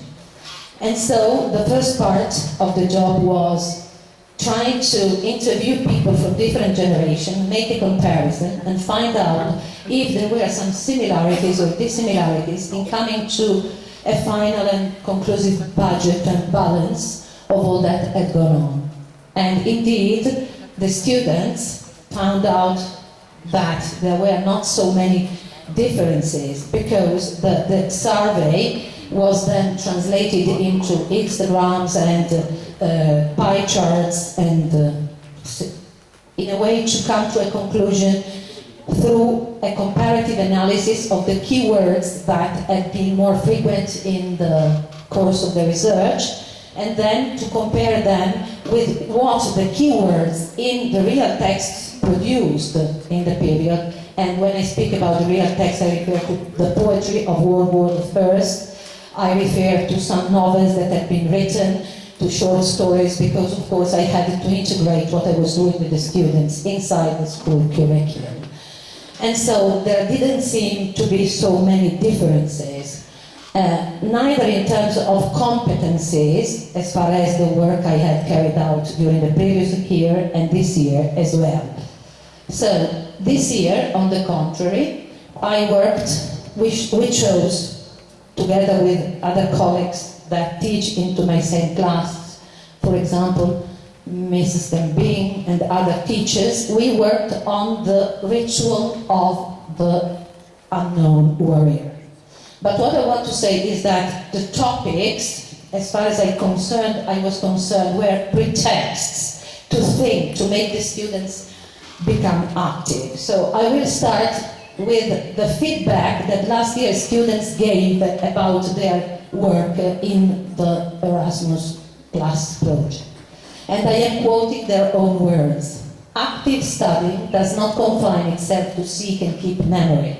It rather implies digging deep into the text in search for a concrete message. One useful for life, freedom, peace, mutual understanding, and self-fulfillment. Of course, such a feedback is a deep one because we have been working for a long time. It was not an episodical way of working and teaching, yes. Well, my task, the task I was given by the headmaster, was in a way or another to reflect on the teaching of competencies. And I decided to focus my reflection, which I would like to share with you. It is a didactical and pedagogical reflection on what teaching and promoting the learning of competencies means in a project-based learning. And when I speak about project-based learning, I'm referring to the recent research. You can see that there are a lot of people that are studying, and they said that they're working the key competence developments in school education in Europe. And I have highlighted some keywords, that is learners' response to real-world problems. So this is what working using project-based work implies. It does not imply simply a transmittive way of teaching, reading books that have been written by other people. And last but not least, the project-based learning, according to the more recent research, implies a final practical outcome. In the same way, another recent research done by the Bach Institute for Education, in a way or another reinforces this idea. Indeed, when speaking about competence-based learning, they speak about a teaching method in which students gain knowledge and skills by working for an extended period of time. So this is the first similarity. And what are they doing through the project-based learning? That's why I consider the content is important, but it is, in my opinion, a pretext to make develop certain skills. To respond to complex questions, problems, or challenges. And that's why I will focus how I, in a way or another, developed an idea of learning that was focused and directed to peace education. And the key competencies that are beyond and behind what I'm trying to do with the students are the ones that are listed on the right-hand side of this slide. And I can say that we, in a way or another, worked towards all of them except the mathematical competence and basic competences in science and technology. So what is, in my opinion, a teaching that promotes competences? The teacher cannot promote competences. The teacher can create occasions for the students to mobilize all that all that is the input, the reflection, the correction that are part of a vital active learning. So competence-based learning implies active participation. The teacher works and studies together with the students. I am a teacher of English and English literature, and of course I am not a history teacher. I am not expected to know everything about the ritual of the unknown soldier in England, so it is a very good means to start and learn and share with my students the same difficulties that they might have, not in terms of language, but in terms of content. Okay. So, what kind of reflection am I going to share? What are the questions that move my reflection, that move my act in teaching? What is the added value of project-based learning? What learning and teaching strategies does it imply? What competencies does it mobilize? Because I am a very old teacher, and I remember the first times I was in this school, I was full with enthusiasm, the enthusiasm has a bit faded now, probably because reflection has taken its place. So what I mean when I speak about competence-based learning, I'm speaking about active and meaningful learning. What do I mean by active and meaningful learning? I'm not interested in students that repeat mechanically something, even if it is new, even if they haven't learned about it before, but I want the students gradually to come into the possibility to transform data into meaningful information. Because we don't need a lot of content today. You can Google it and you can find out whatever you want, but indeed, what are you going to make with that content that you have found out? This is the problem. And there is so much content today that it is very difficult to process because our minds have not got the same time span of what we can read quickly on the net. Last but not least, I am very interested in promoting education, and I think that I have been doing something in that direction for a long time. Here I have an old student of mine, and I remember that in that year we spoke about peace education, starting from the reading of a novel, if I don't forget, it was The Archivist, was it? Okay? So this has been an interest of mine in a long time. So what do I mean by peace education? I can't expect us and the students to change the world, but what I think is promote in them the listening skills. We Italians are not very good at that. In our school books, there are not at all activities that are connected to listening, as if the listening activities were something given for granted. Learning about the author, learning about different countries, different languages, different ways of doing things, different attitudes, and negotiating, because today in our classes we have a multiple cultured context and processes. That is intercultural dialogue. Learning and knowledge, they are two different things. Learning is a process. Knowledge seems to be stable, acquired, fixed. And of course, if you want to promote dialogical activities, processes, you have to be able also to face some conflicts, and conflicts have to be resolved in a way or another, because you can't work in a class where there are tensions, because in that case you are walking alone, your own direction. Okay? So, what were the didactical considerations I moved from? I'm now talking about the 2 years, not only this year, but last year with my 5th form students and this year's students. First of all, I thought about the nature of the event to be investigated, because it was a tragic event, and I didn't know if there was any sensitivity in the families of the people that I was supposed to work with. So I had to keep in mind that it was distant in times, that the perceptions about it were different. So intergenerational perception came to the forefront as well, because this implied also that the families or the relatives or the friends of the students could speak about what we are doing at school every day. Not school is something totally detached from what life is. And of course the anthropological meaning of memorials, rituals and symbols.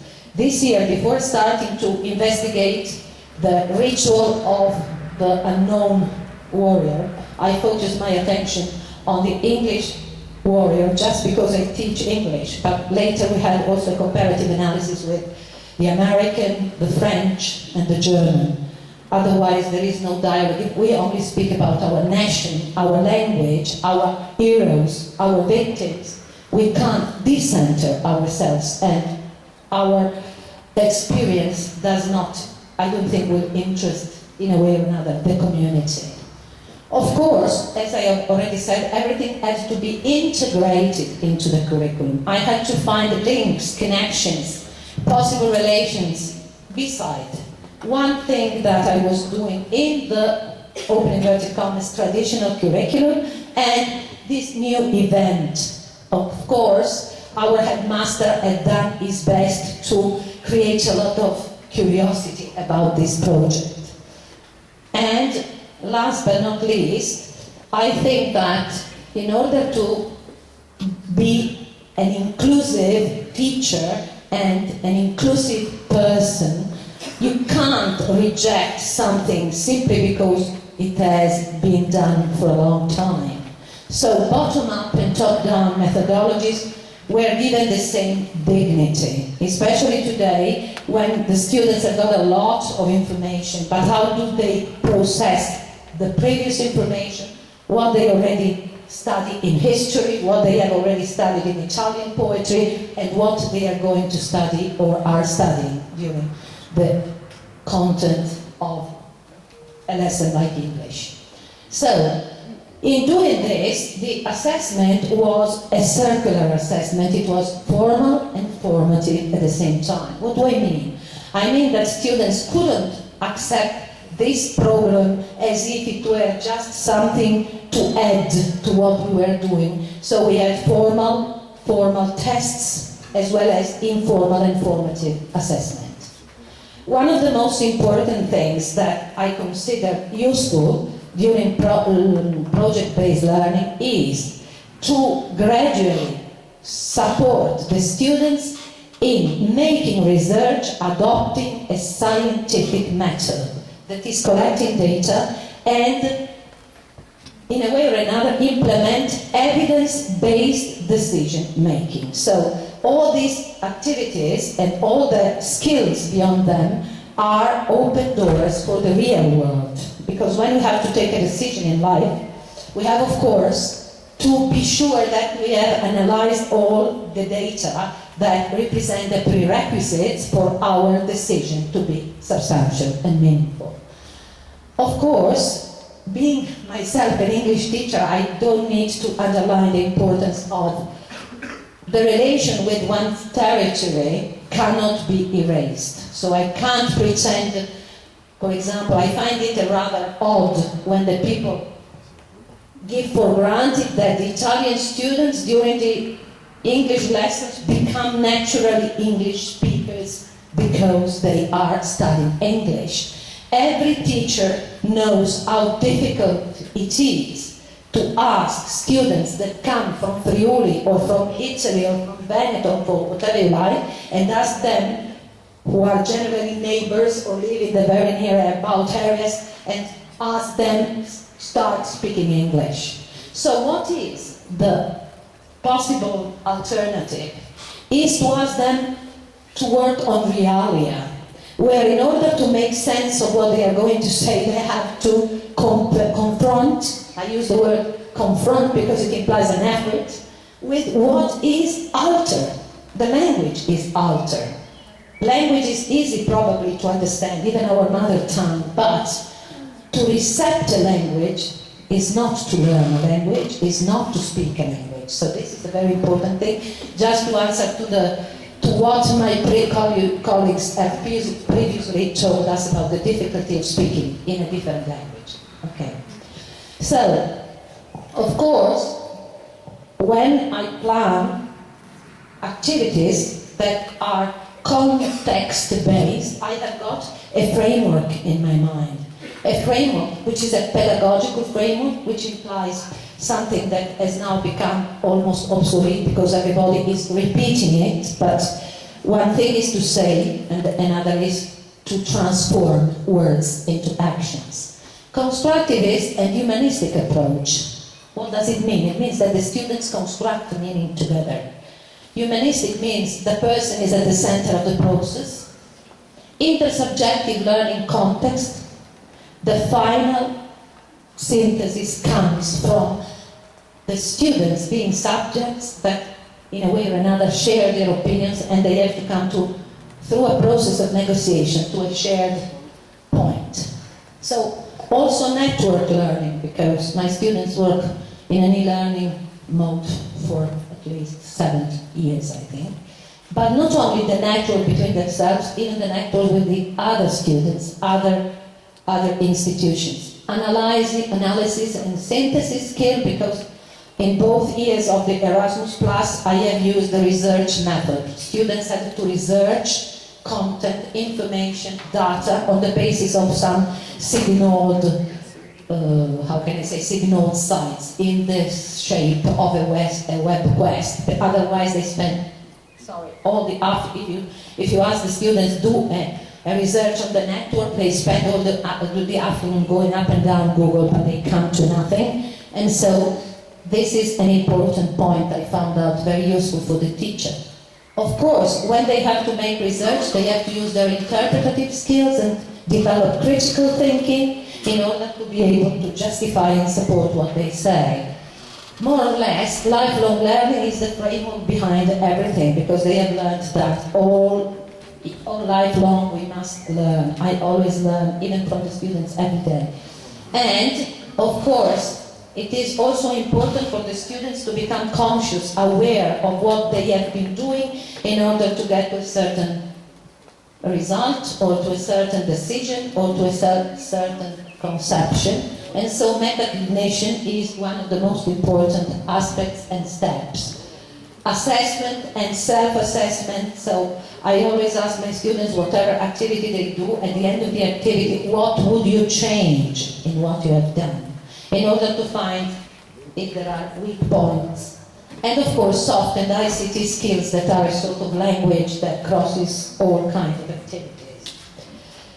Well, which were, I will go very quick, which were the steps in the 2 years, the steps of the learning process?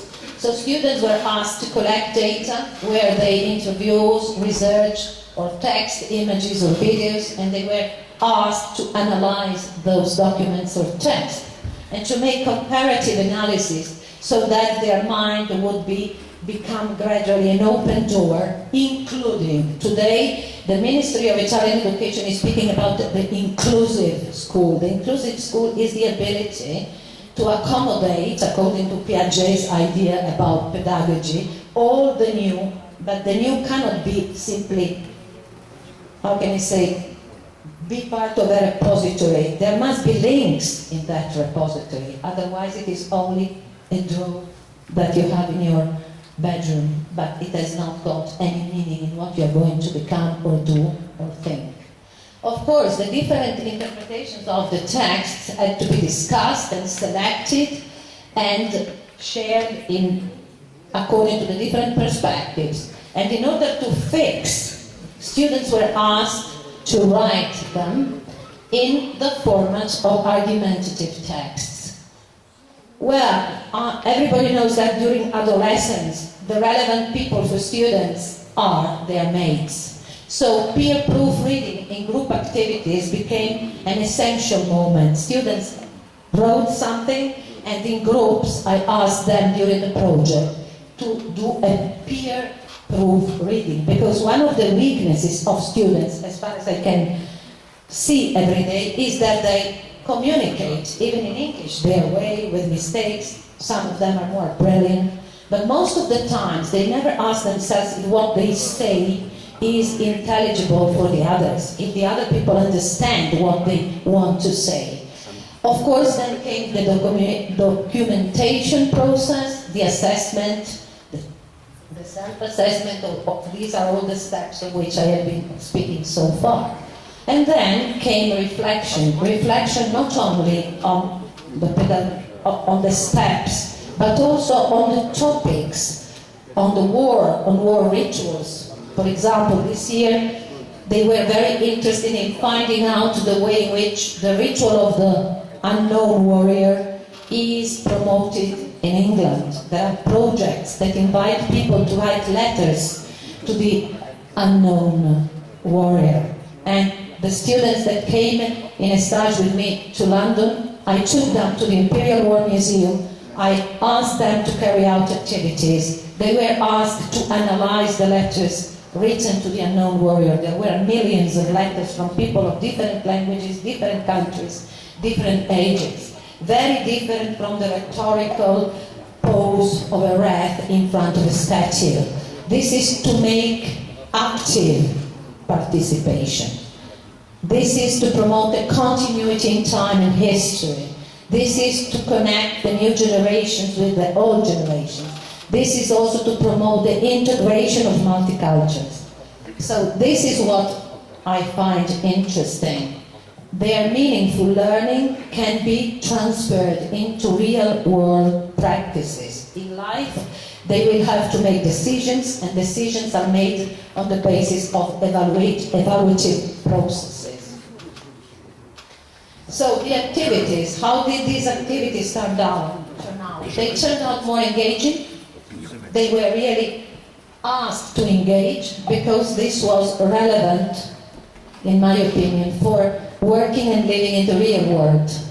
Of course, all these sort of tasks improved their attitude to learning, and also, instead of promoting or simply promoting skills for school, they were looking forward, the activities also looking forward for career, life, decision, choices.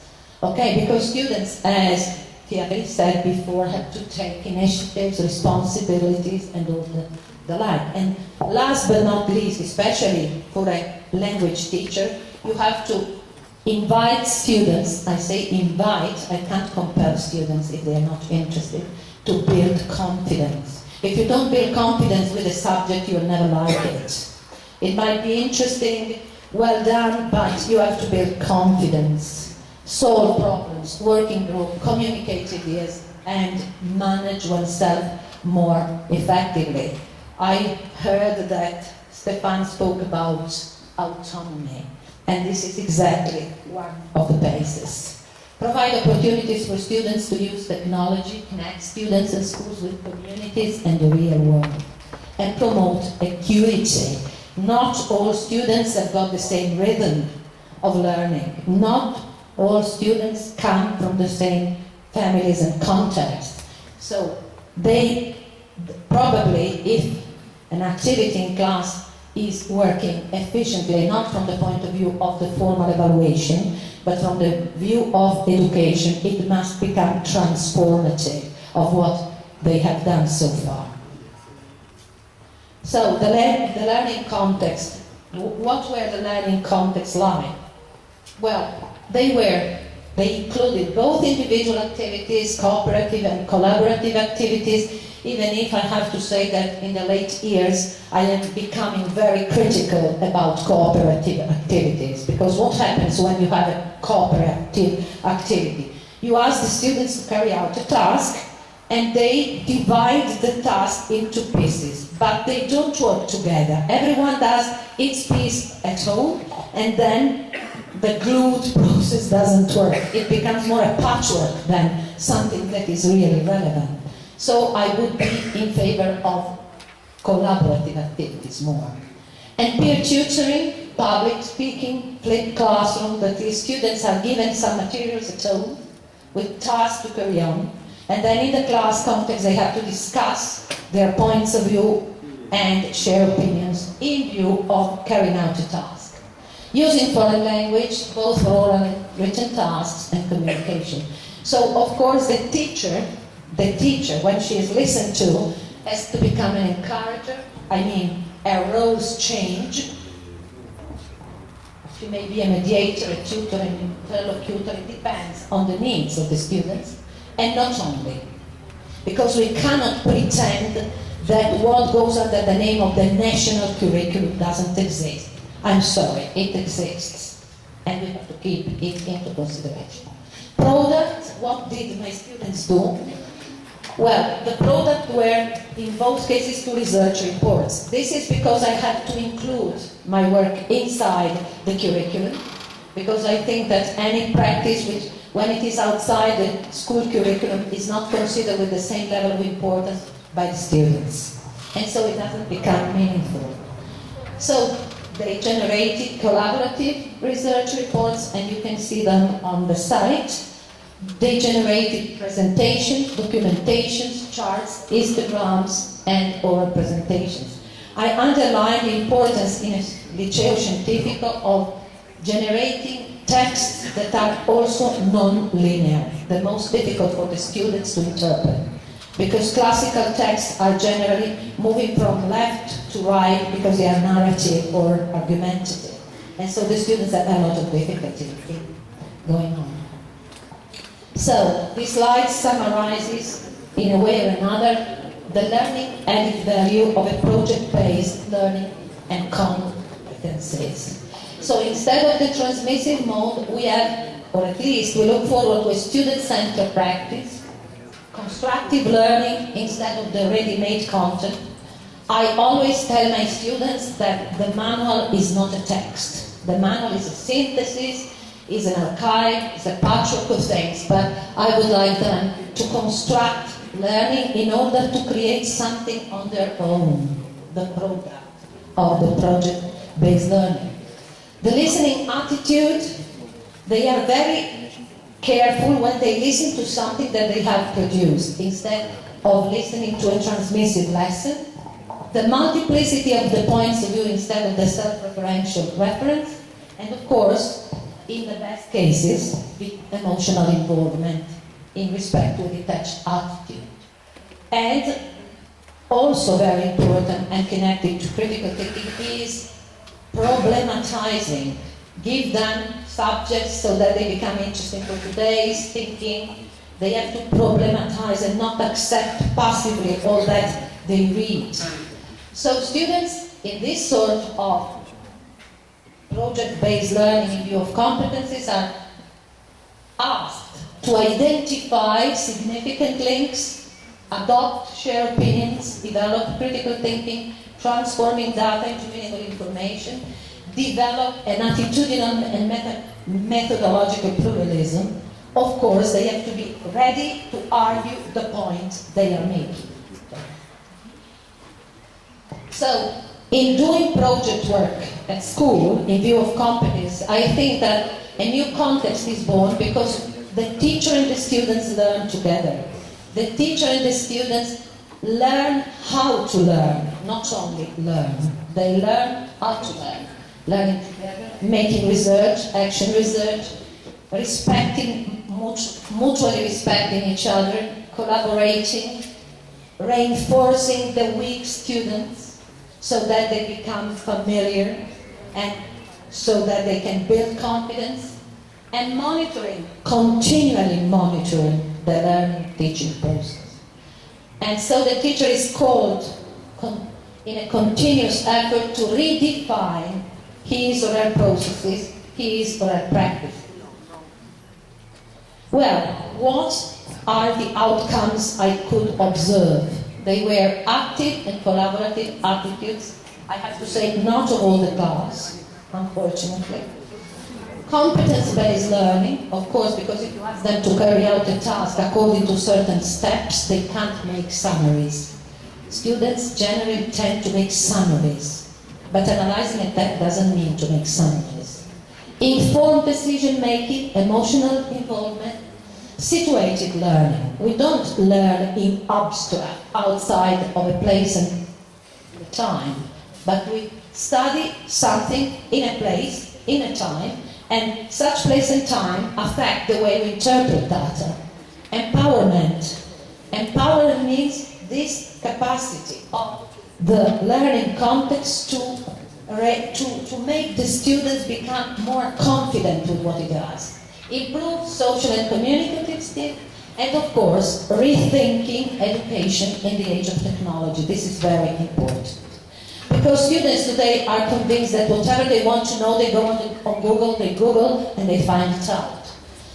But they are not equipped with the critical thinking to decide if what they read on the net is significant, is critical thinking based. Okay? And there is motivation and, of course, foreign language use in communicative context. So there are a lot of occasions for students.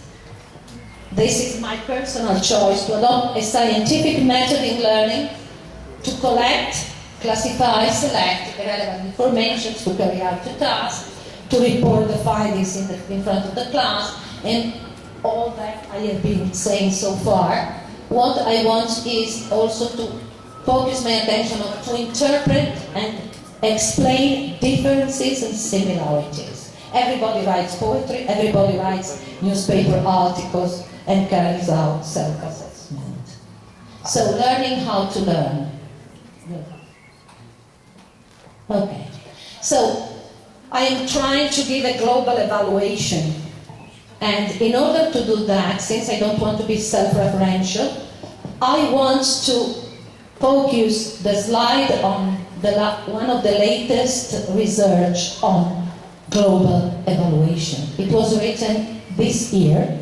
It is the result of a study of years, and the question is, what are the practical implications of mobilizing knowledge in complex systems?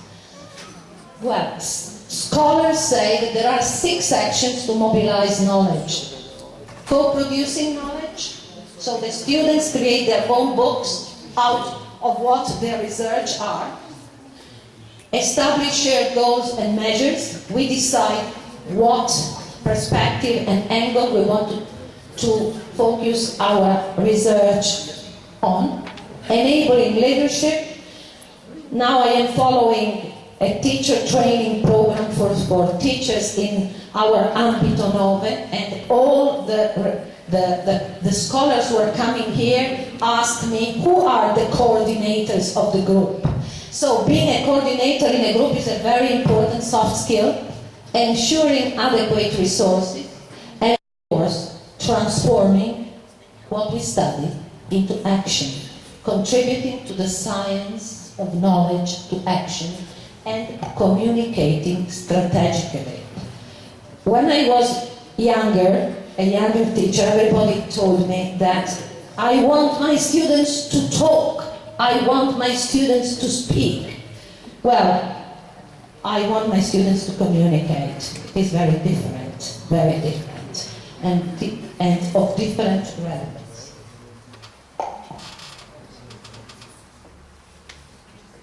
Okay, some open questions. Critical open questions. Well, project-based learning, is it a task, an activity that is going on in all the school system, or is just a sort of small Nike for some people? Question mark.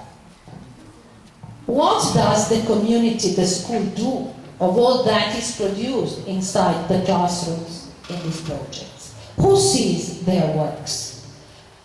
Who shares? What are the classes that are, in a way or another, informed of what happens in the class next to them?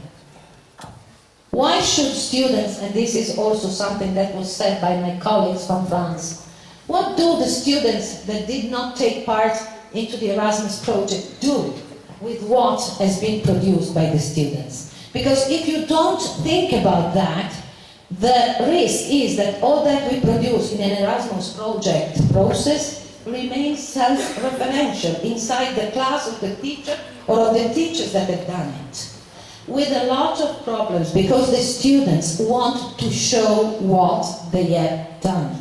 This is very important, because this is an external evaluation. And then there is the problem of project dissemination and sharing. If we remain confined into our practices, we don't share, there is no problem. There is no point of saying that Europe has to be enlarged. And of course, the active involvement of the colleagues is not always the best practice, because there are a lot of problems, there are timetables to follow, organization in the school, and so I know that every teacher here can understand what I mean. Okay? Thank you for your attention.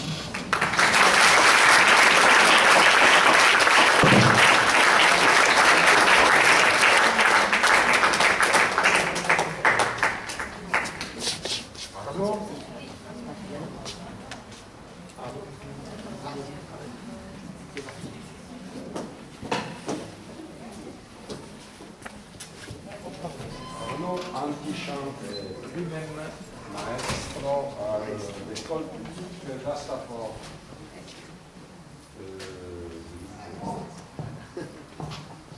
Bonjour à tous, à toutes.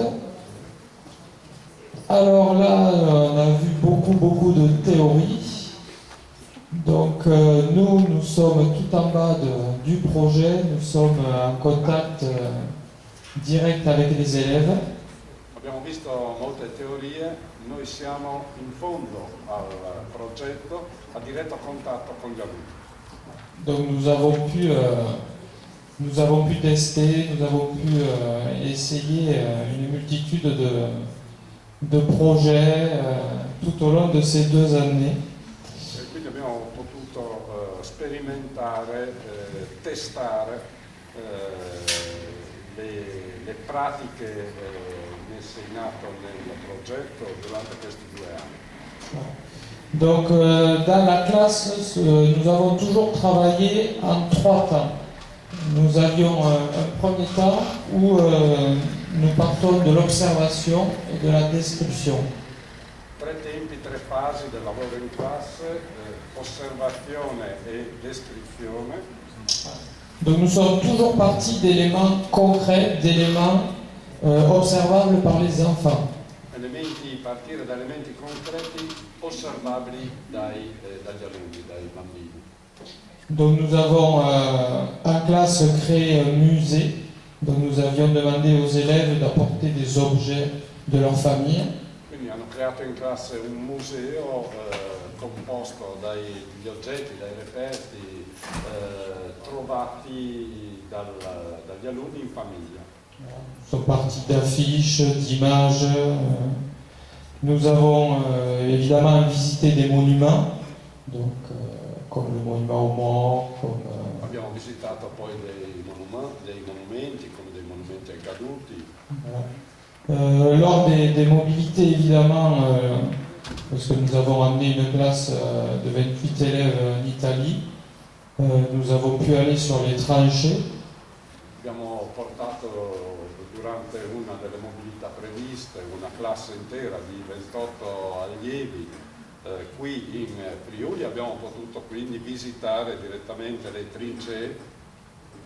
Tous les monuments comme les médias, le cimetière. Insomma, che sono disseminati sul territorio, cimiteri, il monumento alla pace, il sacrario alla pace di Medea, di Puglia, eccetera.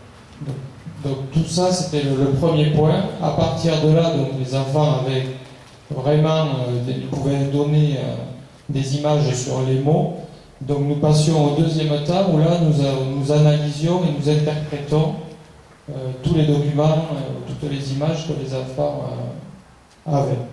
Quindi nella prima fase i ragazzi, i bambini hanno potuto collegare parole, concetti ad immagini concrete. Nella seconda fase abbiamo analizzato e cercato di interpretare quanto avevamo visto.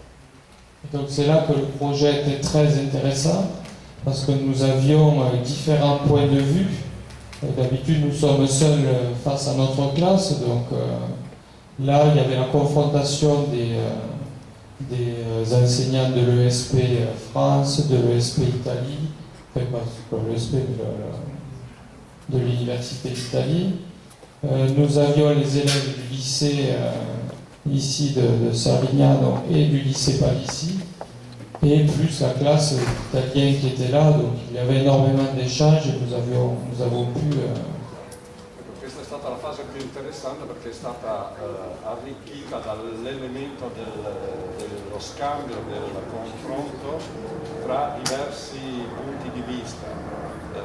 In genere noi siamo maestri soli in classe, ma durante le mobilità c'erano i bambini italiani, c'erano gli studenti dell'una e dell'altra università, c'erano gli studenti del liceo. Nous nous retrouvions tous dans les classes devant les élèves et nous pouvions mettre en pratique tout ce que nous avions élaboré avant. Dunque ci trovavamo tutti quanti nelle classi piuttosto affollate e cercavamo di mettere in pratica quello che avevamo prima elaborato, studiato, ipotizzato. Donc nous arrivions au troisième temps où là il fallait réaliser, il fallait créer. Terza fase, realizzazione, creazione. Donc là il y a eu plusieurs sortes de réalisations, on a travaillé par groupe classe. Diverse produzioni frutto del lavoro di gruppo. Donc on avait créé un marathon journal, donc c'était le journal de Poilu. In un'occasione i bambini hanno creato durante l'intera giornata di lezione, insomma, durante il tempo scolastico, un giornale di trincea. Donc par petits groupes dans la classe, on a réalisé des planches de bande dessinée. E poi sono state realizzate anche delle tavole di fumetto, dei fumetti. Nous avons fait une rédaction d'une correspondance entre Poilu et sa famille, nous avons travaillé sur les lettres. E poi si è lavorato anche sulle lettere, immaginando una corrispondenza tra un soldato impegnato nei combattimenti e la sua famiglia. Voilà, des créations de cartes d'identité des différents monuments. E poi delle schede sui diversi monumenti osservati, visitati. Donc, il y avait du travail individuel où on a fait un travail d'art visuel sur la vie et la souffrance dans les tranchées. E il lavoro individuale sulla vita e la sofferenza nelle trincee. Par petits groupes donc, internationaux, c'est-à-dire il y avait des enfants italiens et des enfants français, on a créé des affiches de propagande. Ah sì, ne avevamo parlato prima, il lavoro per gruppi binazionali italo-francesi volti a creare manifesti o carte postali, cartoline di propaganda. Pareil pour les empreintes de guerre aussi, c'était le même.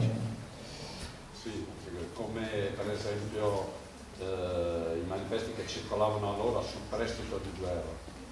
Et on a créé deux productions collectives internationales. Une en Italie, on l'a vu tout à l'heure, c'était le mur de la paix. Due produzioni internazionali realizzate assieme dalle classi che hanno collaborato, le quarte di terza, però quest'anno sono quinta, e la loro classe, il muro della pace, che abbiamo visto prima, che ci ha mostrato Thierry. Et en France, à Stafford, nous avons créé pareil une œuvre collective avec tous les enfants. On l'a intitulé Les mains de la paix. Sì. E una simile opera collettiva che hanno intitolato Le mani della pace, nel senso io lo ricordo, sono da qualche parte le immagini, ma ci sono impronte di tante mani con multicolori con al centro la colomba della pace, molto bello. Donc je voulais terminer en disant qu'en plus évidemment de tout cet enseignement sur la Première Guerre mondiale, ça a permis aux élèves ces échanges de découvrir de nouvelles cultures, de nouvelles langues. Donc nous avons travaillé pas mal sur l'italien, c'était quand même quelque chose de porteur. Al di là degli apprendimenti sulla Prima Guerra Mondiale, il valore aggiunto di questa esperienza è stato quello degli scambi e delle comunicazioni linguistiche in italiano, per esempio, durante la mobilità che ha portato gli uni qui e gli altri là. Et nous, en tant qu'enseignants, nous avons pu échanger sur des pratiques pédagogiques et différentes approches didactiques. E gli insegnanti hanno lavorato assieme su differenti pratiche, approcci e metodologie didattiche. Donc, nous avons été très très fiers à l'école d'Assaford de représenter les petits enfants français dans ce grand projet qui était d'enseigner la guerre et éduquer à la paix. È bello, dice Arnaud, perché non solo sono stati contenti di partecipare al progetto, ma fieri ed orgogliosi, ecco, di aver contribuito, insomma, a questo percorso. Grazie.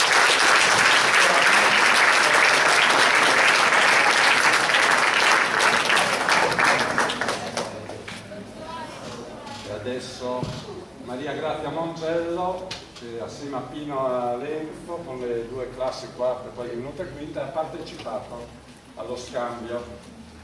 Allora, visto che è stato già descritto ampiamente dai colleghi che mi hanno preceduto il progetto, pensavo di lasciare parlare le immagini, di far scorrere le immagini, per cui il contributo che vedete vuole essere solamente un diario di bordo di questo percorso biennale svolto in una scuola primaria della Bassa Friulana, terzo di Aquileia, da due classi quinte parallele, attorno al tema della Grande Guerra.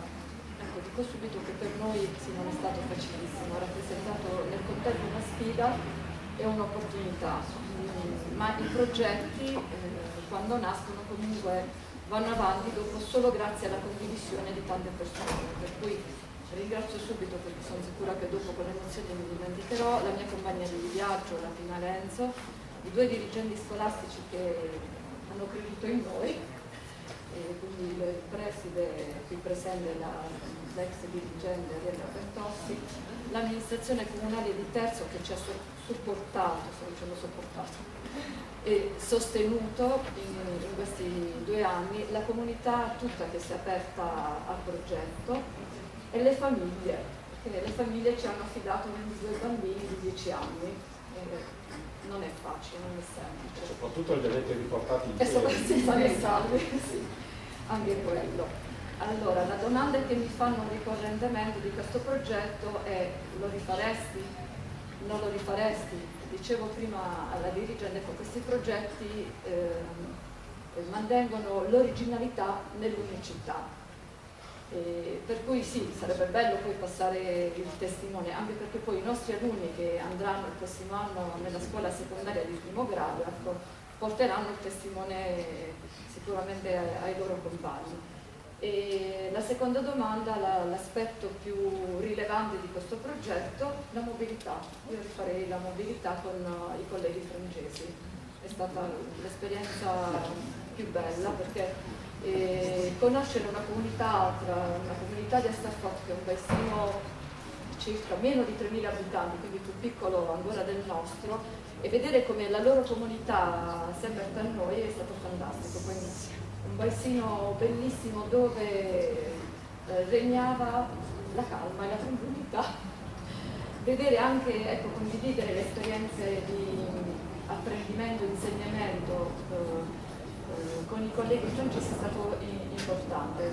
Classi numerose di circa 30 bambini, con la differenza ovviamente con le nostre, dove regnava assolutamente la tranquillità, il silenzio e il vero insegnamento che parte dall'esperienza. Io dico sempre che in queste esperienze, in questi scambi, non è che dobbiamo raccogliere tutte le mode dall'esterno, ma condividere e confrontarsi. Dal confronto poi nascono questi bei progetti. In cui adesso sì, vi mostro le immagini dove ci sono i lavori dei bambini. Non è una relazione anche alla necessità di essere un manuale tecnico, pedagogico, perché abbiamo ancora tanto da imparare.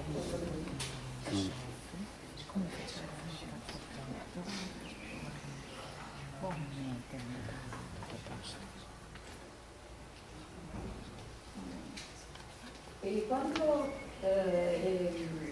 ci hanno coinvolto in questo progetto, la sfida principale è stata come insegnare la Grande Guerra in una scuola primaria, perché a differenza dei colleghi francesi, i nostri manuali di storia arrivano fino alla storia della Roma antica, e considerando anche la tenera età dei bambini ci siamo posti delle domande, partendo da alcune premesse, partendo dall'articolo 11 della Costituzione.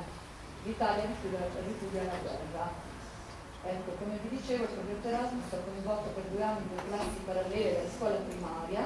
Le attuali classi quinta A e quinta D dunque hanno lavorato attorno ad alcuni nuclei tematici, realizzando produzioni di varia natura. Il progetto è stato lungo e articolato, ha previsto la visita dei luoghi della memoria, analisi dei materiali del conflitto, l'intervento di esperti esterni ed interni di mediatori interculturali. Le produzioni sono state scritte iconografiche e multimediali, ci sono state attività artistiche e laboratoriali, rappresentazioni sceniche e musicali, una dei quali concluderà questa sera alle 18 il progetto.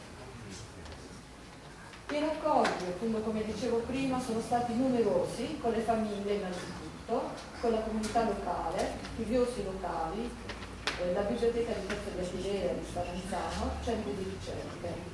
Riporto particolare rilevanza all'attività di peer tutoring svolta con la scuola secondaria di primo grado di Aquileia, nell'ottica proprio di quello che è lo spirito del nostro istituto, quindi del curricolo verticale. È stata svolta un'attività durante il mese di marzo in occasione della celebrazione del Milite Minuto. Magari dopo se il Presidente c'è tempo la mostro velocemente. E poi anche il raccordo con la scuola secondaria di secondo grado, quindi con il scientifico, perché alcuni dei nostri alunni hanno partecipato a queste giornate che si chiamano maratone giornali, una delle quali il 9 di maggio, dove c'era questo scambio in tempo reale anche via Skype con gli studenti delle scuole francesi, in questo caso austriache, la costruzione di un giornalino. Ecco, questo è l'ultimo lavoro che abbiamo presentato in occasione del 9 maggio alla festa dell'Europa. I bambini hanno realizzato un albero, perché l'albero rappresenta comunque il simbolo della vita, dove le radici sono costituite dalle bandiere degli attuali paesi europei, quindi l'espansione, al centro la bandiera dell'Europa posta sulla bandiera della pace, e tra i rami i pensieri degli alunni, l'Europa che vorrei. Questo lavoro qui mi ha molto colpito, ad esempio, perché alcuni dei miei alunni hanno chiesto nell'Europa che vorrei il lavoro per mio papà. Diventa sempre più attuale anche questi temi. Perché è un progetto sulla Grande Guerra nella scuola primaria? Allora, sì, dobbiamo pensare ai bambini della scuola primaria non come dei soggetti astorici, perché i bambini, sin dalla scuola dell'infanzia, sono portatori di storia. D'altra parte sono fruitori di esperienza, di vissuti legati ad un contesto familiare, scolastico e territoriale.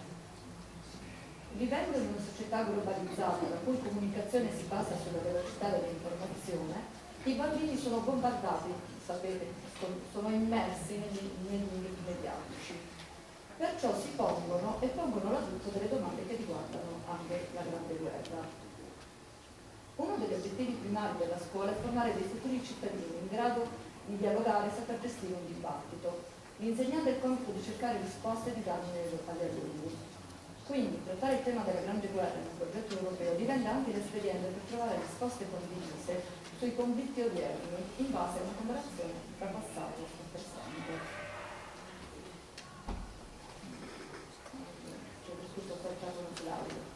Come insegnare la Grande Guerra nella scuola primaria? Ecco, nella foto vedete 40 bambini lavorare assieme. La metodologia laboratoriale quindi è stata per classi parallele, per classi trasversali, classi aperte, classi accorpate, gruppi misti, anche con altre classi della scuola di terzo di Aquileia, la scuola primaria. Il Museo della Memoria in classe, al Museo della Memoria hanno contribuito tutte le famiglie, nonché storici, locali, studiosi, ed è stato importante vedere come in tutte le famiglie comunque ci sia un ricordo materiale della Grande Guerra, che in Friuli comunque è stata più particolare visto i bambini storici. Come parlare di Grande Guerra in una scuola primaria? Allora, è stato creato un percorso di educazione alla pace, alla cittadinanza, alla solidarietà e al rispetto dei diritti dell'altro. Quindi settimanalmente è stato creato un laboratorio dove si affrontavano non solamente i temi della Grande Guerra, ma tutti i temi attuali anche, che riguardano l'educazione alla pace e alla cittadinanza. Quello che vedete nella foto è uno spazio dedicato alla pace in una delle mostre del libro di Prezzo del Liceo. Questa è proprio l'ultima attività in ordine cronologico, l'attività di aprile e maggio, un'attività di educazione culturale, poiché non è stato affrontato solo il tema della prima guerra mondiale, ma anche della seconda guerra mondiale, perché figlia della prima guerra, un tema strettamente connesso, per cui è stata invitata a scuola una signora giapponese, la signora Makiko, che ha parlato dell'esplosione di Hiroshima e Nagasaki,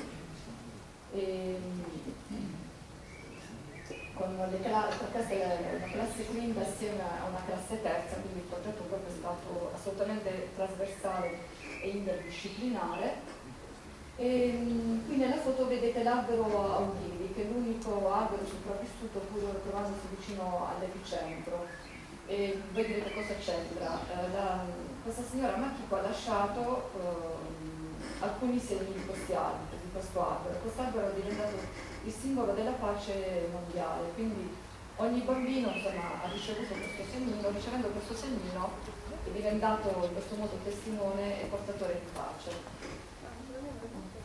Questa è una citazione di un pacifista, che ha creato il primo museo nazionale contro la guerra, distrutto durante l'epoca del nazifascismo e ricostruito negli anni 80. Cosa trasmettere della Grande Guerra? Ecco, finora noi siamo stati abituati a parlare di guerra solo attraverso le gesta dei grandi condottieri e delle battaglie ufficiali. Invece qua abbiamo portato a scuola la testimonianza orale di diari, di personaggi locali, come ad esempio Capo Spagnone, abbiamo fatto parlare le storie di uomini comuni. Quindi tramite il confronto di fondi che appartengono anche alla realtà locale, testimonianze e memorie di ciò che la guerra è portatrice, incentivare il dialogo finalizzato ad un'attenta riflessione condivisa, mirata all'educazione di futuri cittadini in una prospettiva di pace e collaborazione. Perché costruire percorsi di pace a scuola? Per tutti i motivi qui elencati, per quello che ho detto prima, è perché la scuola deve diventare laboratorio di costruzione di cittadinanza attiva, dove viene promosso il rispetto dei diritti umani dell'ambiente, l'uguaglianza, la solidarietà, la giustizia, la legalità, l'inclusione, l'integrazione e l'accoglienza. Quindi scuola non come accumulo di saperi e di progetti, ma scuola che si fa veramente luogo di pace, aperta alle famiglie, aperta alla comunità e aperta al territorio in una visione locale. L'ultima fase del progetto riguarda la mobilità di cui vi parlavo prima, perché il progetto ha previsto 2 momenti di mobilità, in Italia e in Francia. Gli alunni hanno lavorato insieme in gruppi misti, anche con l'intervento delle tirocinanti, andando alla scoperta del patrimonio storico e culturale europeo. Nelle foto vedete il momento della mobilità in Italia, perché come diceva il collega, come diceva Arnaud, abbiamo ospitato 28 bambini francesi provenienti da Stafford. I bambini hanno praticamente svolto la loro giornata scolastica assieme agli alunni e poi erano ospiti delle famiglie di terzo Epidrea. Qui invece siamo alla Stafford. Questi alcuni dei momenti a scuola, sempre a terzo. L'accoglienza, eravamo veramente tanti quando sono arrivati, un momento dell'accoglienza dei nostri alunni, sono circa 200 alunni della scuola primaria di terzo. Qui invece siamo in Francia. Ecco, questi avevo tantissime foto ed è stato difficile scegliere quali foto portarvi, quali ci mostrarvi. Allora, le foto non sono di qualità comunque. Mi è molto piaciuto come lavorano i colleghi, partendo sempre dall'esperienza. Qui stiamo osservando un monumento da Stafford, il momento del gioco, il momento ludico, e qui gli alunni nostri non sono sotto i banchi, erano in un'attività artistica. i bambini che sono venuti con noi in Francia sono stati contentissimi, tant'è che alcuni di loro mi hanno chiesto: maestra, possiamo rimanere troppo qua in Francia? I genitori anche mi hanno detto: maestra, vi tengo ancora. No, fatto sta che spero che loro porteranno, ecco, questo semino di pace, questa esperienza, anche quando diventeranno adulti. Per noi, ecco, è stato un momento di apprendimento, di insegnamento, di formazione sul campo, una vera palestra per poter apprendere e sperimentare nuove tecniche di insegnamento, integrare sistemi, di reagire in maniera costruttiva attraverso il dialogo, l'incontro, la condivisione e lo scambio di buone pratiche e classi metodologiche. Io l'ho chiamato le 4C: confronto reciproco, collaborazione, cooperazione progettuale e condivisione. La condivisione di metodologie, buone pratiche e attività tra docenti e alunni è rappresentato quindi da un itinerario reciproco dal punto di vista culturale, umano e professionale. E questi sono lo scorso anno, adesso posso superare velocemente, un esempio del lavoro che è stato svolto, questo deve essere ancora spedito al professor Castelli, che è stato svolto in questi 2 anni. Ringrazio la professoressa Bertolini per il supporto tecnico per quanto riguarda la lingua inglese, mi aiuta per quanto riguarda le lingue. Ecco, questo lavoro di cui vi parlavo prima è stato svolto in collaborazione con la scuola secondaria di primo grado. Gli alunni di terza media hanno fatto da tutor nella visita al cimitero dell'eroe di Aquileia. All'inizio è stata presentata una presentazione scenica molto bella della professoressa Vistacoma e degli alunni della professoressa Porticelli. Vi mostro velocemente come mangiare.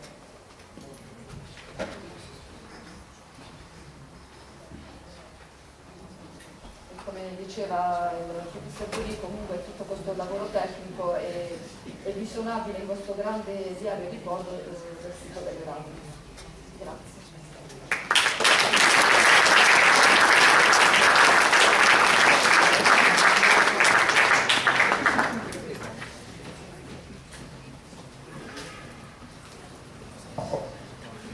Per concludere questa carrellata di esperienze nella scuola primaria, Alessandra Imperio della scuola elementare primaria di Fiumicello.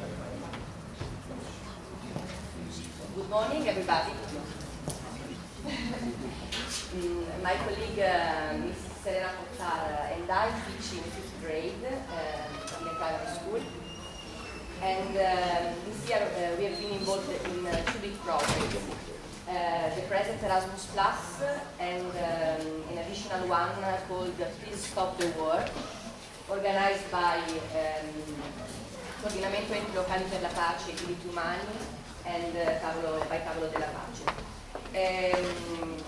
We planned the same activities for both projects, and we gave them a name that is from the Great War to today's wars, from the unknown soldier to the unknown civilian, the Great Peace.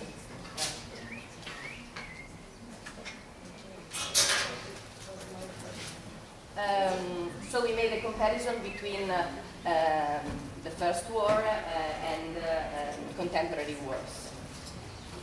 But I'm not going to tell you what we did, myself, I mean.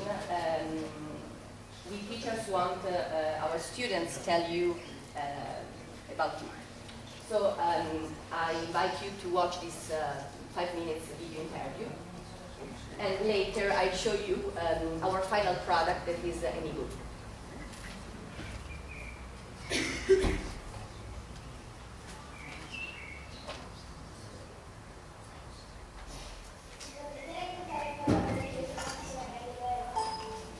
Abbiamo cominciato costruendo un ebook, che è un libro che avevo fino al giorno del ci ha aiutato a scoprire la politica,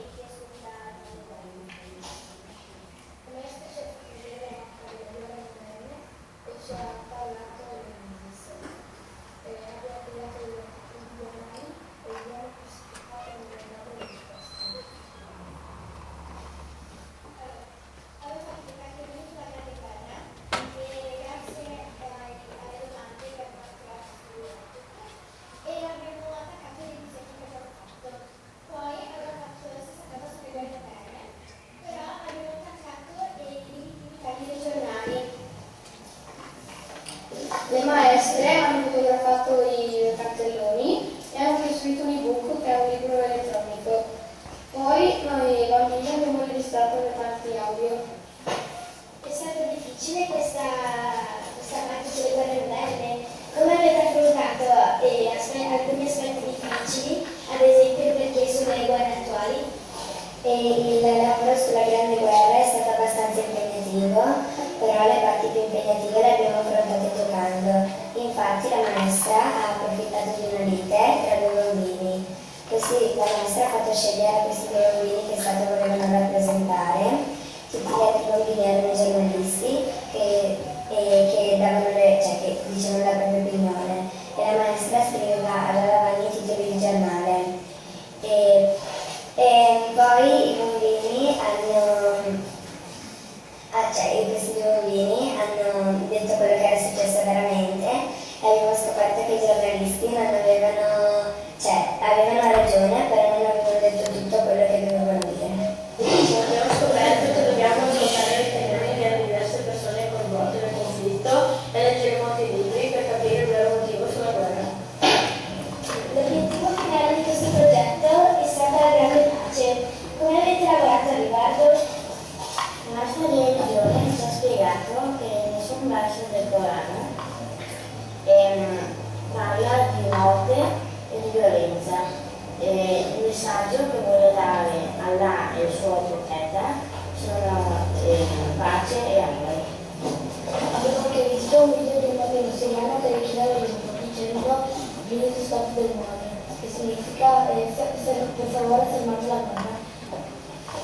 Io e le altre ragazze abbiamo scritto una poesia come tutte le guerre, ispirandoci alla ballata di Alberto Durì. Abbiamo creato anche noi delle cartoline di propaganda come c'erano nella Grande Guerra, solo che abbiamo create per la pace, e anche questi sono finiti nell'ebook.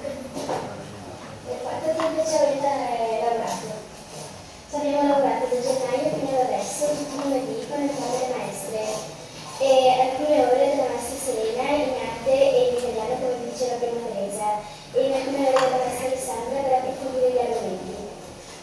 Ultima domanda, quale messaggio volete trasmettere con questo lavoro? Noi speriamo che un giorno non troppo lontano tutti i bambini possano iniziare a giocare alla pace, così nel mondo non ci sarà più la guerra. Noi vogliamo la pace!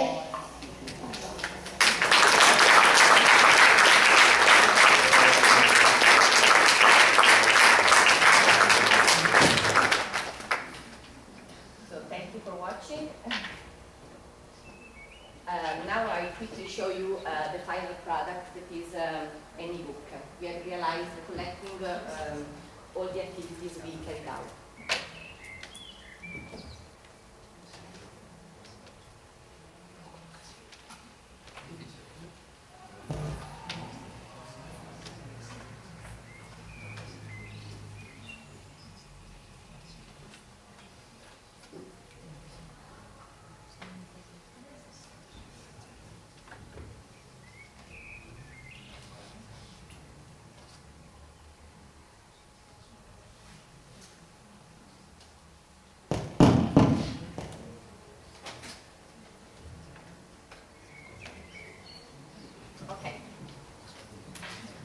So this is the first page.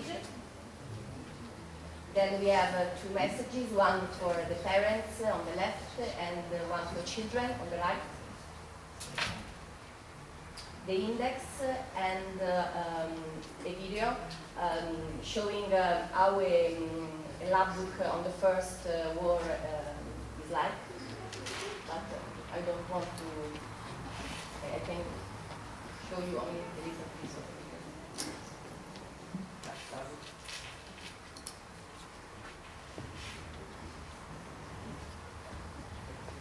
Okay.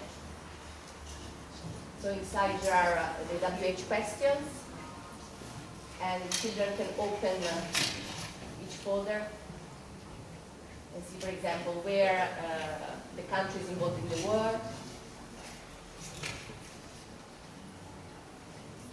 the timeline of the most important events.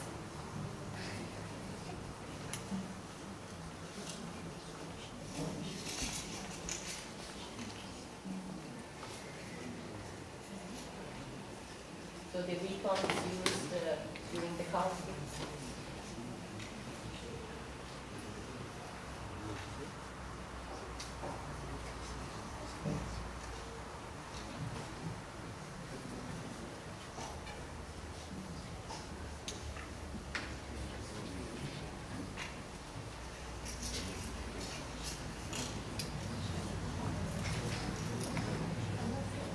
The reasons of the war,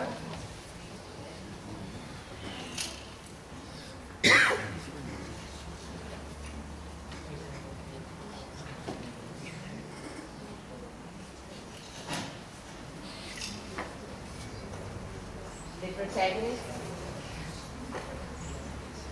different types of soldiers, and also the women involved.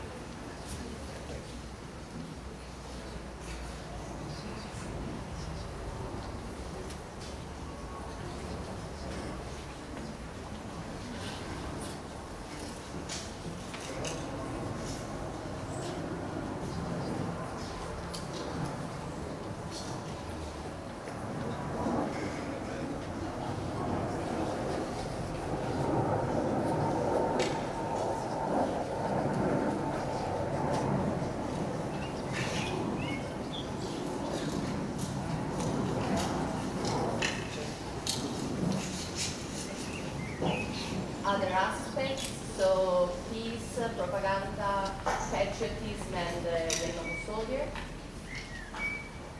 with some information about these aspects.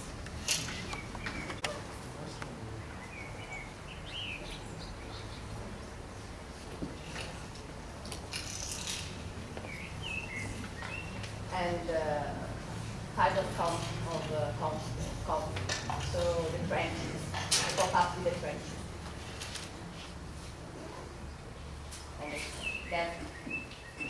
And then you can find the comparison between the Great War and contemporary wars, following the same questions we found in the lab. So where, on the left, you can see the Great War, and on the right, contemporary wars. So where, when, why, who, and students made the drawings for the Great War and collected pictures from the newspapers. They also recorded some audios like this one. I giovani arruolati se ne vanno, restano a casa le donne e gli anziani per fare tutti i lavori dell'anno, pensando ai loro giovani lontani. This is taken from Roberto Fiumini's ballad on the Great War. Then we have how, times again, and there is a section dedicated to propaganda for the Great War and different types of propaganda in contemporary wars, and a section dedicated to the young soldier and practice.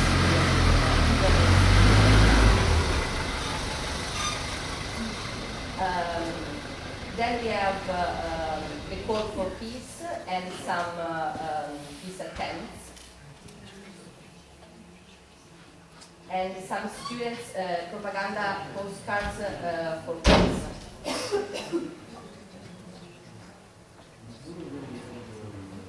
On the left, there is a poem written by 4 girls of our class, a poem against all the wars, and the bibliography.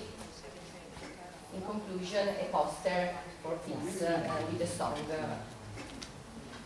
and that's it.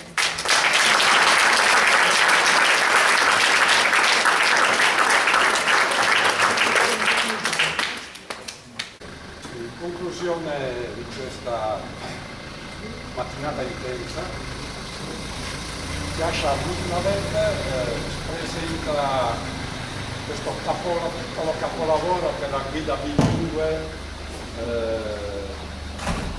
sui luoghi della Grande Guerra, dal Tasso a Dijon.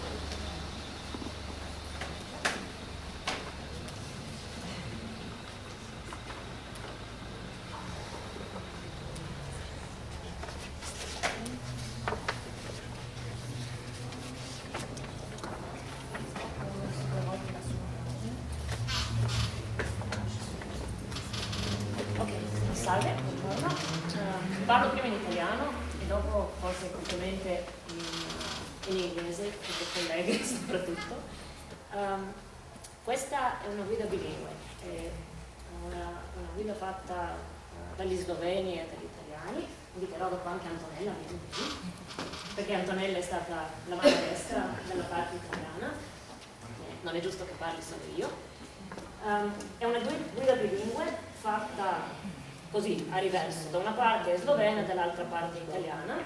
Abbiamo scelto 3 itinerari su ogni parte del confine, cioè 3 itinerari sulla parte slovena e 3 itinerari sulla parte italiana, un museo, sono qua, italiana, sì.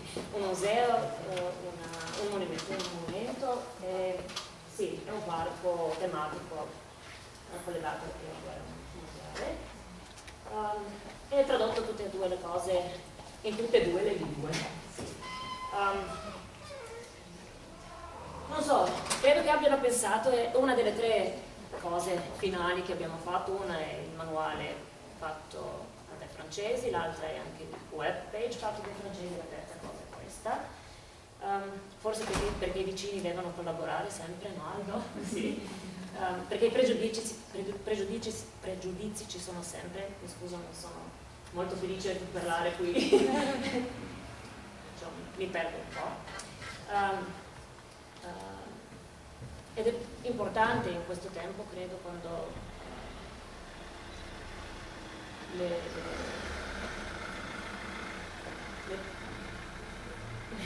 adesso mi sono persa. Sì. Questi sentimenti nazionalistici sono ancora molto vivi, forse più vivi che 10 anni fa, e ai confini questa cosa è più facile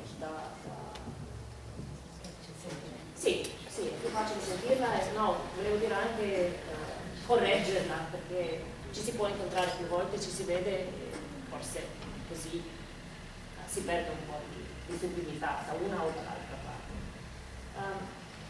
Volevamo farla un po' diversa, perché la prima guerra mondiale è coperta molto bene da tutte e 2 le parti. C'è il sentiero della pace dalla parte slovena e qui dalla parte italiana. Queste cose sono tutte già descritte, perciò volevamo fare qualcosa che fosse più per le scuole e non così generale, perché puoi prendere il telefonino, guardare il web e c'è tutto, no? Perciò volevamo farlo un po'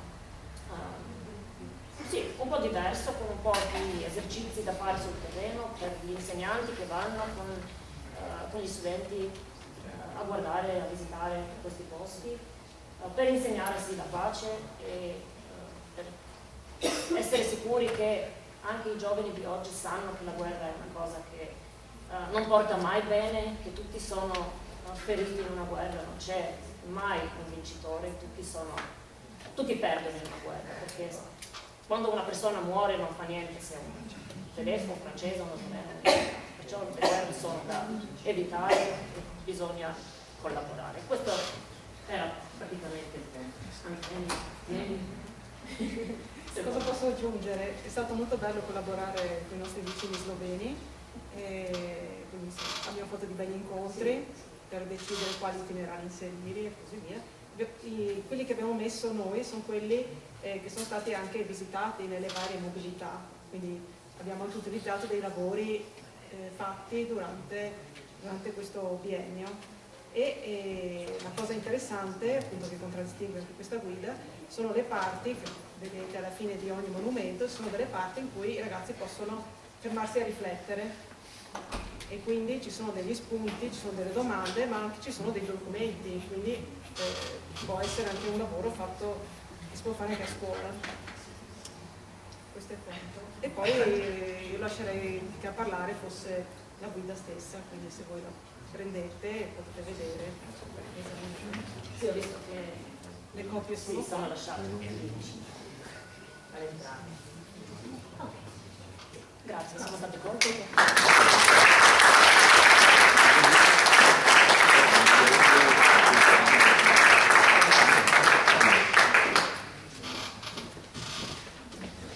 Le relazioni ufficiali, gli interventi, i contributi che veramente hanno dato un'idea globale del nostro sforzo. sarebbero qui terminati. Se ci sono delle domande, degli interventi, dei contributi, degli interventi, possiamo anche dedicare un po' di tempo, nonostante credo la stanchezza generale, al dibattito. Come si faceva al cineforum, ma al dibattito no. Vuoi il microfono? No.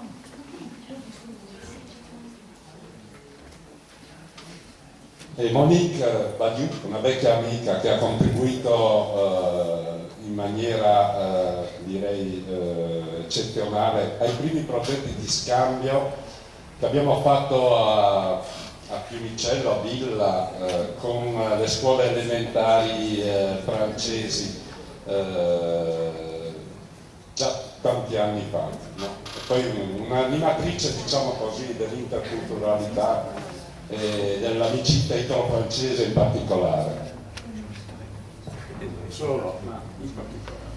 Volevo già ringraziarti anche tutte le persone che hanno contribuito a questo bellissimo progetto e volevo capire quanti scambi fisicamente sono stati fatti e dove, perché ho capito 5 paesi, però ho sentito 2 scambi solo. Vado a memoria. Noi abbiamo fatto, credo, il primo evento di diffusione di lancio del progetto a Gorizia. La prima mobilità poi fondata sul lavoro di gruppo, sul confronto delle esperienze, laboratori in pratica, eccetera, qui a Cervignano. C'è stata la mobilità di Agen con il contemporaneo scambio di 2 classi, quel memorabile scambio di cui hanno parlato i maestri tra Astapor e Terzo d'Aquilei, un evento di diffusione del progetto, oltre che di riflessione, di studio, di lavoro comune a Bordeaux.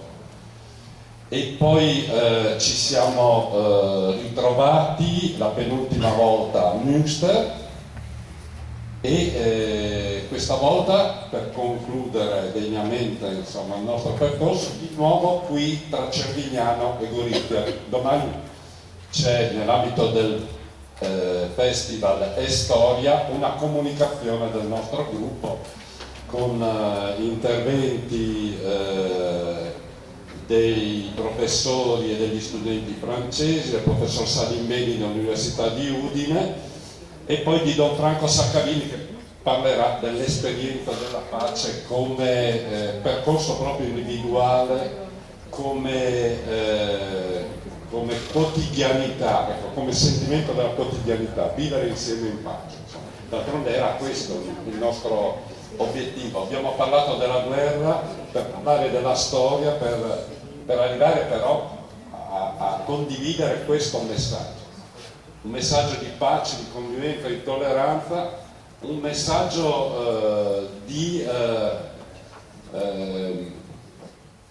un messaggio europeo ancora, no? di un'apertura di credito a questo sogno insomma, che è durato ormai 70 anni insomma, e che ci ha garantito la pace. E la qualità del nostro progetto è questa proprio, di tornare a parlare di pace, di scambio, di confronto, di collaborazione in un momento in cui, come diceva Tiascia, la tentazione è di rialzare i muri. Per esempio la collaborazione tra noi e gli sloveni. Io ho vissuto per 20-25 anni a Trieste e ancora dopo tanto tempo il clima è avvelenato da tanti risentimenti, rancori, polemiche che passano di generazione in generazione. Ecco, noi non abbiamo avuto il minimo problema. Da questo punto di vista noi tutti ci siamo sentiti veramente cittadini europei. Abbiamo deposto i vessilli nazionali e hanno fatto come faremo oggi a Medea quello europeo. Ho dimenticato qualche mobilità, j'ai oublié che mobilità, no? E ogni volta ci siamo mossi, era una specie di circo il nostro, no? Perché una carovana, professori, professoroni, quelli dell'università, più professori di quelli normali, maestri o professori di scuola elementare, come si vuole, tanti ragazzi. Io credo che poi la linfa vitale è venuta da loro, l'entusiasmo, la spinta ad andare avanti. Qualcun altro? Allora, di là abbiamo preparato un grande banchetto luculliano, perché dopo una mattinata così faticosa e intensa abbiamo tutti fame e qualcuno soprattutto sente. Va bene? Grazie a tutti. Le